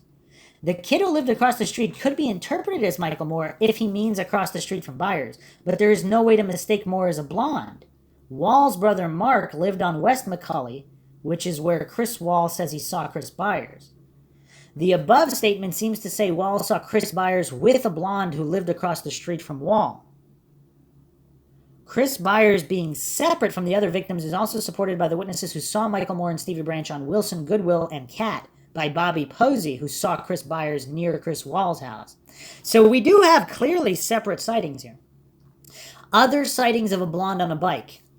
On McCully, Mayfair North, Ira Ingram saw one boy on a bicycle, blonde hair, between 11 and 11:30 Wednesday night. Heard noise and dogs were barking on a hill where they crossed at about 7:30. I mean, this isn't a child. Is this a child she saw? There's another sighting on Wilson Avenue, white male, mid-20s, on a bike. Yesterday, May 6, 93, approximately 6 foot tall, slim build, sandy blonde, medium length hair, blue jeans, plaid shirt. Saw him about 3 different times, once walking, twice on a bike. Interesting. And once again, the Baileys. Otto Bailey and Sheila Bailey on Cat. Heavy set, 18 to 20-year-old, blonde hair, rode on a bike, older, with a basket. What kind of guy would ride a bike with a basket? Seen at Cat cutting grass also. That these are specifically a blonde on a bike is interesting in its consistency. Beyond this, the individual is described as heavyset or slim build, mid-20s or 18 to 20. Perhaps there are 2 individuals being referred to, one or both unrelated to the crime. Okay, so yeah, I mean, this is truly bizarre. Let's go back to the witness statements being critiqued here. Bobby Posey, good. Knew Chris Byers. The information that Mark Byers had whipped Chris was not generally known that evening. Supported by Chris Wall and indirectly by those who saw only Stevie Branch and Michael Moore together. So, what was the last sighting of the children? The above is a somewhat simplified discussion of the last sightings of the children. In order to include only the most relevant sightings, I limited the sightings from the door-to-door surveys to those neighbors who identify the children by name. The above map also includes in gray other sightings, from the vague saw some boys to the more specific I saw all 3. Most of these sightings were not followed up on to determine whether the neighbor who sighted the children held a specific reason to know it was the victims and not other neighborhood children. There were other sightings, including ones that were potentially important. Jamie Johnson described seeing all 3 children that evening near the Mayfair apartments. An estimate on what time they were there or information on how he knew it was the victims was not presented in his interview. Some sightings are spurious. Sandra Nodini first described hearing the children cry for help near an entirely different bayou, and then in a later statement described seeing the convicted in that same area picking on one of the victims. The fact that the more specific and crucial information wasn't presented in her first statement, the fact that there are many others who placed the children elsewhere, and the fact that Nodini failed a polygraph are probably why she wasn't called as a witness. Cindy Rico offered a tantalizing tale of seeing the children near where the interstate crosses the bayou. This is in a seeming conflict in location and timing to when compared to other statements. There were other sightings far afield, some including a mile south on Broadway. Limiting the sightings to those who could identify the children helped eliminate some of the more unlikely claims. Furthermore, as can be seen with Deborah Oettinger's comments, the more times a story is repeated, the more it changes. In the above analysis, emphasis was given to the original stories of the witnesses. Taking the sightings literally and at face value, the children could be making loops and backtracking. Any final determination of where the children were last seen has to negate some of the sightings as spurious. While any individual sighting and time could not be taken with a sense of exactness, multiple sightings do tend to reinforce one another. There are multiple sightings of the children along Wilson, Goodwin, and into the Robin Hood Woods, and at the Bailey house along Cat. The large majority of these sightings had the children heading in the same general direction, north and to the west, in other words, in the direction of where they were eventually found, although still quite distant from the area. Most of these sightings were of Michael and Stevie alone. Using the progression of the children to the north and to the west, and allowing for inexactness in time, the last sighting would be that of Otto Bailey Jr. and his son in front of their house. They stated Stevie Branch and Michael Moore were headed along Cat in the direction of the Mayfair apartments. Also curious, if they're hanging out with multiple kids coming and going, and again, these are 8-year-olds here. Again, we're not talking older teens with exact plans or anything like that. You know, they play with whoever's there. They see somebody, they might go to somebody's house, they might go to somebody else's house. Is it possible they rode around with another individual, and that's the 4th boy? And we are going to get into that in a moment. So, one more thing from JivePuppy.com here, an analysis of the door-to-door interviews. Chief Detective Gary Gitchell composed an 11-question survey and sent 9 officers out to canvass the neighborhood. The bottom of the survey read, "Make sure all this information is written down." This didn't happen.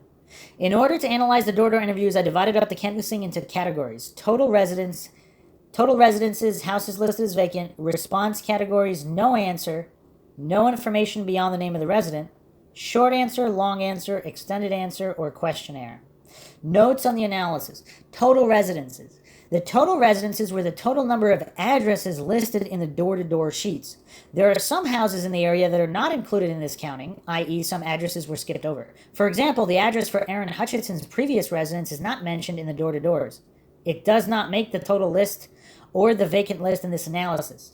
Other addresses which were skipped over were determined by comparing the door-to-door lists to the city directory. The reason some houses were skipped is unknown. They may also have been vacant. The skipped over houses were few in comparison to those with some notation. Residents listed as vacant. These are the only houses specifically listed by the officers as being vacant. There were 2 instances of houses listed as vacant on one visit by an officer and then had interviews with another officer. That's weird. These were not counted as vacant. Total houses minus vacant was used to calculate the percentage of responses. Responses. In general, residence was categorized by its maximal response. By this I mean if on occasion an officer made notes no info and another officer marked down a substantive response, that residency would be categorized by the longer response. No answer. A resident was counted as no answer if an officer put down no answer, NA, or only a house or apartment number and no further information, not even the name of the residence. No information. A resident was counted as no info if the officer put down no info, NI, or only the name of the resident. This was the most common response. Short answer. A resident was counted as a short answer if the additional information written by the officer could be summarized in a single sentence. Longer answer. A resident was counted as having given a longer answer if the additional information required more than one sentence to summarize, but still was only several sentences. Extended answer. A resident was counted as giving an extended answer if the answer was more than a paragraph or equivalent in scope to that of the questionnaire. Questionnaire. A residence was counted in the questionnaire category if the questionnaire was filled out either formally or in a numbered format or the same info without the question numbers. So here's the door-to-door canvassing. On East Barton, 82, Wilson, 30, Holiday, 33, Macaulay, 17, North 14th, 37, Goodwin, 43, Goodwin Circle, 20, Cat, 30, Proctor, 13, Little Elton, 11, Ferguson, 15, Roy Pugh, 15, Mayfair South, 80, Mayfair North, 100. Total, 526 door-to-door canvassing houses. Okay, the findings, a total of 526 residences were canvassed. This included 180 apartments in the Mayfair buildings and 346 houses. 11 residences were listed as vacant, 6 of these in Mayfair. This is probably an undercount, and other vacant residences were listed as no answer or not listed at all. A total of 124 residences were no answer. The police had no response lists, those houses that failed to answer with the initial pass. These doors were knocked on again, reducing the no answer rate. Other residences were only queried once. 164 residences were visited at least twice, usually because there was no answer the first time. Including all visits, 201 residences were listed as no answer. This number was reduced with repeat visiting. For 242 residences, no information was given. One reason could be because they had no information to add. However, this was not always the case. Often the amount of the information given depended on the officer. This can't be stressed enough. One officer would fill out a lot of information for a particular household, even info that was likely irrelevant. Another officer would give no info as the response to almost all houses visited. The problems with this approach becomes apparent when the same house was sampled more than once. Sometimes one officer would say no info or even vacant, and another officer could get a potentially vital bit of info or even fill out the entire questionnaire. On one pass, Danny Laird was listed as no info. On another, he cited Mark Byers as a suspect and passed on the info that Mark Byers desired to have Chris adopted. What? A potentially significant bit of info, whether it is correct or not. 68 houses gave brief answers and another 17 gave long answers. The questionnaire was filled out on 60 houses, just under a 12% rate. Another 4 residences had extended answers as long as what one might expect on the questionnaire. Probably related to the officer, but the best canvas street was Proctor, with questionnaires filled out for 10 out of 13 houses. Second was Ferguson with 11 out of 15. Worst was Mayfair North with 44 no answers and 43 no info out of 100 residences. Okay, so, we can't say no investigation was done. There clearly was some, but let's move on here to more mind-shocking information and revelations. So on the Oxygen Network, they did a West Memphis Three show, The Forgotten West Memphis Three, which addressed some of these issues. So here is a post on Oxygen.com, March 28th, 2020. Who was the last person to see the West Memphis Three victims alive? A witness named Carlos Seals said he saw the three 8-year-old victims on the day they were murdered riding their bikes into the entrance of Robin Hood Hills by Gina Tron. Stevie Branch, Christopher Byers, and Michael Moore were only 8 years old when they were discovered dead in a West Memphis, Arkansas bayou in '93. While another trio of boys, teens, Damian Eccles, Jason Baldwin, and Jesse Miss Kelly Jr., were later convicted of the murders. They were ultimately released from prison in 2011 after it became clear no physical evidence linked them to the boys' deaths. So who is responsible for the murders of Branch, Byers, and Moore? No one knows for sure, but the last person who saw the victims alive on May 5th, 1993 could possibly hold the key to unmasking the identity of the one who took their lives. The Forgotten West Memphis Three, streaming now on Oxygen, is trying to find justice for all the boys in this case.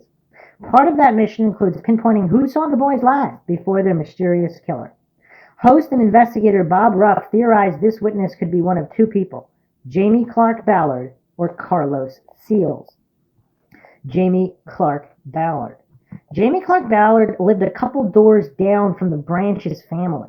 She stated in a 2009 affidavit that she saw all three boys playing in her backyard the night they were murdered from 5:30 to 6:30 p.m. At around 6:30 p.m., they sped off on their bikes, according to her affidavit. She declined to speak with Ruff for the show. I mean, there seems to be a lot of people who claim that the boys just randomly played in their yard. Like, how many yards did they randomly play in? Carlos Seals. Carlos Seals was a junior in high school at the time of the boys' murder. Police spoke to him during the initial canvassing efforts, but Ruff said that paperwork didn't note what he actually told them. Ruff tracked down Seals, who told him, "I think I may have been the last person to see them that day before, the incident." That's a weird way to phrase it. How about before the murders? Seals told Ruff that he saw Byers with his two friends on bikes at around 5:30 p.m. or 6 p.m. and that they were all carrying sleeping bags. Seals claimed the boys said they were going camping in the woods. If the sleeping bag detail is true, it's an element of the case that has never been reported before. All right, so a few issues here. So these are 8-year-olds. So 8-year-olds obviously have a different type of friendship than most adults anywhere, even teenagers. Like, if one of them is being beaten by his stepfather, he wants to run away from home, would they all agree to camp out in the woods as support for him as he was trying to figure out how he was trying to run away? Is that a possibility? Continuing on here, another witness, an associate of Seals. Okay, what does associate mean? Bobby Posey. So he was a junior in high school, but Posey's only 12, and yet they're associates. Told Ruff that Byers came to his home around 3:30 p.m. that day to tell him that his dad had whipped him and that he was going to run away. And if Bobby Posey is possibly involved in this, and maybe even Seals, would they make these stories up to cover for themselves? Ruff's analysis. Seals' timeline of events conflicts with Ballard's sighting. So Ruff tried to figure out which one he believed would be more credible. By speaking with Byers' brother, Ryan Clark, Ruff also learned of another possible discrepancy in Ballard's statement. On the day of the murders, Ballard said she walked home from school with Clark, but he told Ruff that was impossible because he went to court for an unrelated matter directly after school. Does this case have the most discrepancies, inaccuracies, and contradictions regarding witnesses than any other case ever? Ballard also claimed in her affidavit that she spoke to Clark about Byers' death at school the following day, which is a conversation Clark said never happened. In fact, Clark called her recollection false and dreamed up, claiming he did not go to school the next day. I mean, to be fair, Ballard, when was this affidavit was years later. I mean, could it have been a week later, 2 weeks later, whenever he returned to school? I don't know. I mean, think back to your school days, middle school, high school. Do you remember what happened which day? Because I remember various conversations, emotional, impactful conversations with various people. I definitely could not tell you the date they happened on, just that they happened. Because Clark's court appearance was corroborated by police records, Ruff thinks that Seals' account was the most accurate. Of all the people that I've spoken to throughout my investigation, I believe that Carlos Seals was the last credible witness to see the boys alive, he said. All right, so let's continue with the Mindshock, the fourth boy. Now, this theory might, if true, it might actually explain a certain amount of contradictions and possibly even vindicate Narlene Hollingsworth, whom many consider not credible. So this is also from Oxygen, March 28, 2020. Who is George Taylor? The man who claims he was with the West Memphis Three victims on the day of the murders. George Taylor said he was the fourth boy traveling with Stevie Branch, Christopher Byers, and Michael Moore before they were killed by Gina Tron. In 1993, 8-year-old Stevie Branch, Christopher Byers, and Michael Moore were discovered dead in a bayou in West Memphis, Arkansas, their bodies disturbingly mutilated. Teen outcasts Damian Eccles, Jason Baldwin, and Jesse Miss Kelly Jr. were soon fingered for the killing. Investigators theorized that the boys had been slain in a satanic ritual led by supposed cult leader Eccles, and the three teens were later tried and convicted of the killings. And if I haven't stated this before, again, let's not fall for false dichotomy logical fallacies. Even if Damian Eccles, even if his friends and or associates are part of satanic cults and go to satanic cult meetings and have sacrificed animals before, that doesn't mean they're guilty here. Just keep that in mind. While incarcerated, the West Memphis Three maintained their innocence, and after multiple appeals, they were released from prison in 2011 by agreeing to an Alford plea. To this day, it is still unclear who is responsible for the brutal murders. In the hope of uncovering new information, investigator Bob Ruff re-examined the case in the Forgotten West Memphis Three, streaming now on Oxygen. While sifting through canvassing notes made by police at the time of the murders, Ruff discovered there may have been a fourth boy traveling with Branch, Byers, and Moore on the day they died. Also, let me interject here. Again, let's not fall for false dichotomies. Is it possible he was traveling with one or two of the boys, but not all three at different times? Because we do seem to have two different sets of sightings here. But continuing on here, in one interview, a West Memphis resident named Narlene Hollingsworth reported seeing three boys riding bikes, telling investigators that one of them rode out in front of her car and she almost hit him. She described one boy as heavyset and wearing shorts. None of the victims, however, were wearing shorts when they died, and none of them matched the physical description, leading Ruff to believe this heavyset boy was someone else. Not to mention, one of the three victims did have a skateboard. The fourth boy would have been hanging out with the victims shortly before their murders and could be a vital witness in this case. In a private group chat for Truth and Justice, a podcast created by Ruff, he asked his listeners about the potential of there being a fourth boy, and one sent him to screenshots of a post made by a man named George Taylor. Taylor had written a post on Facebook claiming to have been with the boys on the day of their deaths. He said he was with them all afternoon and had even gone with them into the wooded area known as Robin Hood Hills, where their bodies were eventually found. Ruff tracked down Taylor, and in an interview with the Forgotten West Memphis Three, he claimed the boys were his childhood best friends. While Taylor initially said he only briefly saw Branch on the day of the murders, he later claimed he was with Stevie, Christopher, and Michael. We got out of school, I went over to Stevie's house for a little while, then we decided to go and get our bikes, and then we met up with the other two boys later. Stevie went home for a little while. I can't remember how long it was, Taylor said. What? While Branch was back at his house, Taylor said he almost got hit by a car. He even remembered that he was wearing green shorts, which appeared to corroborate Hollingsworth's account. After the incident, Taylor said he went into the woods with the boys, but he left after a few minutes, noting that he didn't see anyone else in the area.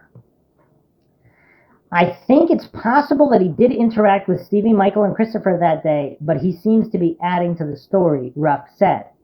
Details like the green shorts that are so specific. Who can remember a detail like that 26 years later? Ruff then took Taylor for a ride through West Memphis, and Taylor seemed to have trouble remembering key facts, such as the location of Branch's house and the pipe bridge used to enter Robin Hood Hills. Well, I mean, I don't know. Isn't it verified that this guy did live in the area and he was friends with them? So, I mean, is that verified? Because if it is, I mean, if he hasn't lived there for decades, I mean, perhaps he could have memory issues. It just doesn't add up. I don't think that the overwhelming majority of the story that he's telling is accurate, Ruff said. I think he got caught up in the drama and excitement of some of those online forums and took something that was maybe rooted in truth, and the story grew into something that wasn't true. Memories can be manipulated, and the media can play a role in that, such as the Forgotten West Memphis Three points out. Because so much time has passed, it's also difficult to remember the events that occurred in 1993, and we might never know what truly happened. Since the murders occurred nearly 3 decades ago, the case has received an exorbitant amount of attention, and several documentaries have chronicled the West Memphis Three's pleas of innocence, gaining the support of celebrities like Johnny Depp, Peter Jackson, and Eddie Vedder along the way. Due to all the attention and storytelling surrounding the case, it's possible that the buzz could have altered witnesses' memories, according to the Forgotten West Memphis Three. Here's the thing, though. So this appears to corroborate Hollingsworth's account of the boy she almost hit with the car. And also, not only that, but if Brian Woody's accounts of 4 boys entering the woods, if that's accurate, I mean, that's interesting. Also, we do have to keep in mind, it's possible there could have also been a 4th boy, but it wasn't George Taylor. There may have been another 1 or 2 boys who maybe could have hung out with them at various points in the afternoon. Again, it would help to have controls or a baseline here. On any given weekday, how many boys did they randomly hang out with? Was it common for them to hang out with other kids for part of the afternoon? They ride bikes, the other kid goes home, some of them go home, some of them don't go home. Yeah, we need more controls and baselines here, but there's a lot of inaccuracy in this case. I guess we could close the podcast out with that. Obviously, plenty more to go over, plenty more suspects on the list, and we will do so in typical Mindshock fashion. I hope you guys enjoyed another edition of Mindshock True Crime in the West Memphis 3 series. If you want to help support the podcast, you can donate to our PayPal. Just check the link in the description. Help us get more mind-shocking content out there and keep up awareness in cold cases, unsolved cases, missing persons cases, wrongful convictions, and more. You could also become a YouTube member right here on YouTube. Help support the channel that way. Make sure you subscribe to the channel. Like and share, Twitter, Facebook, Reddit, Patreon. Patreon, so you get a priority for case topic, logical analysis, co-podcast for requests. You can also be a guest on the podcast depending on your tier. Questions, comments, theories, thoughts, suggestions, rebuttals, debunkings of any kind, leave them in the comment section. This is Bruce McGuire, signing off. Catch you guys next time.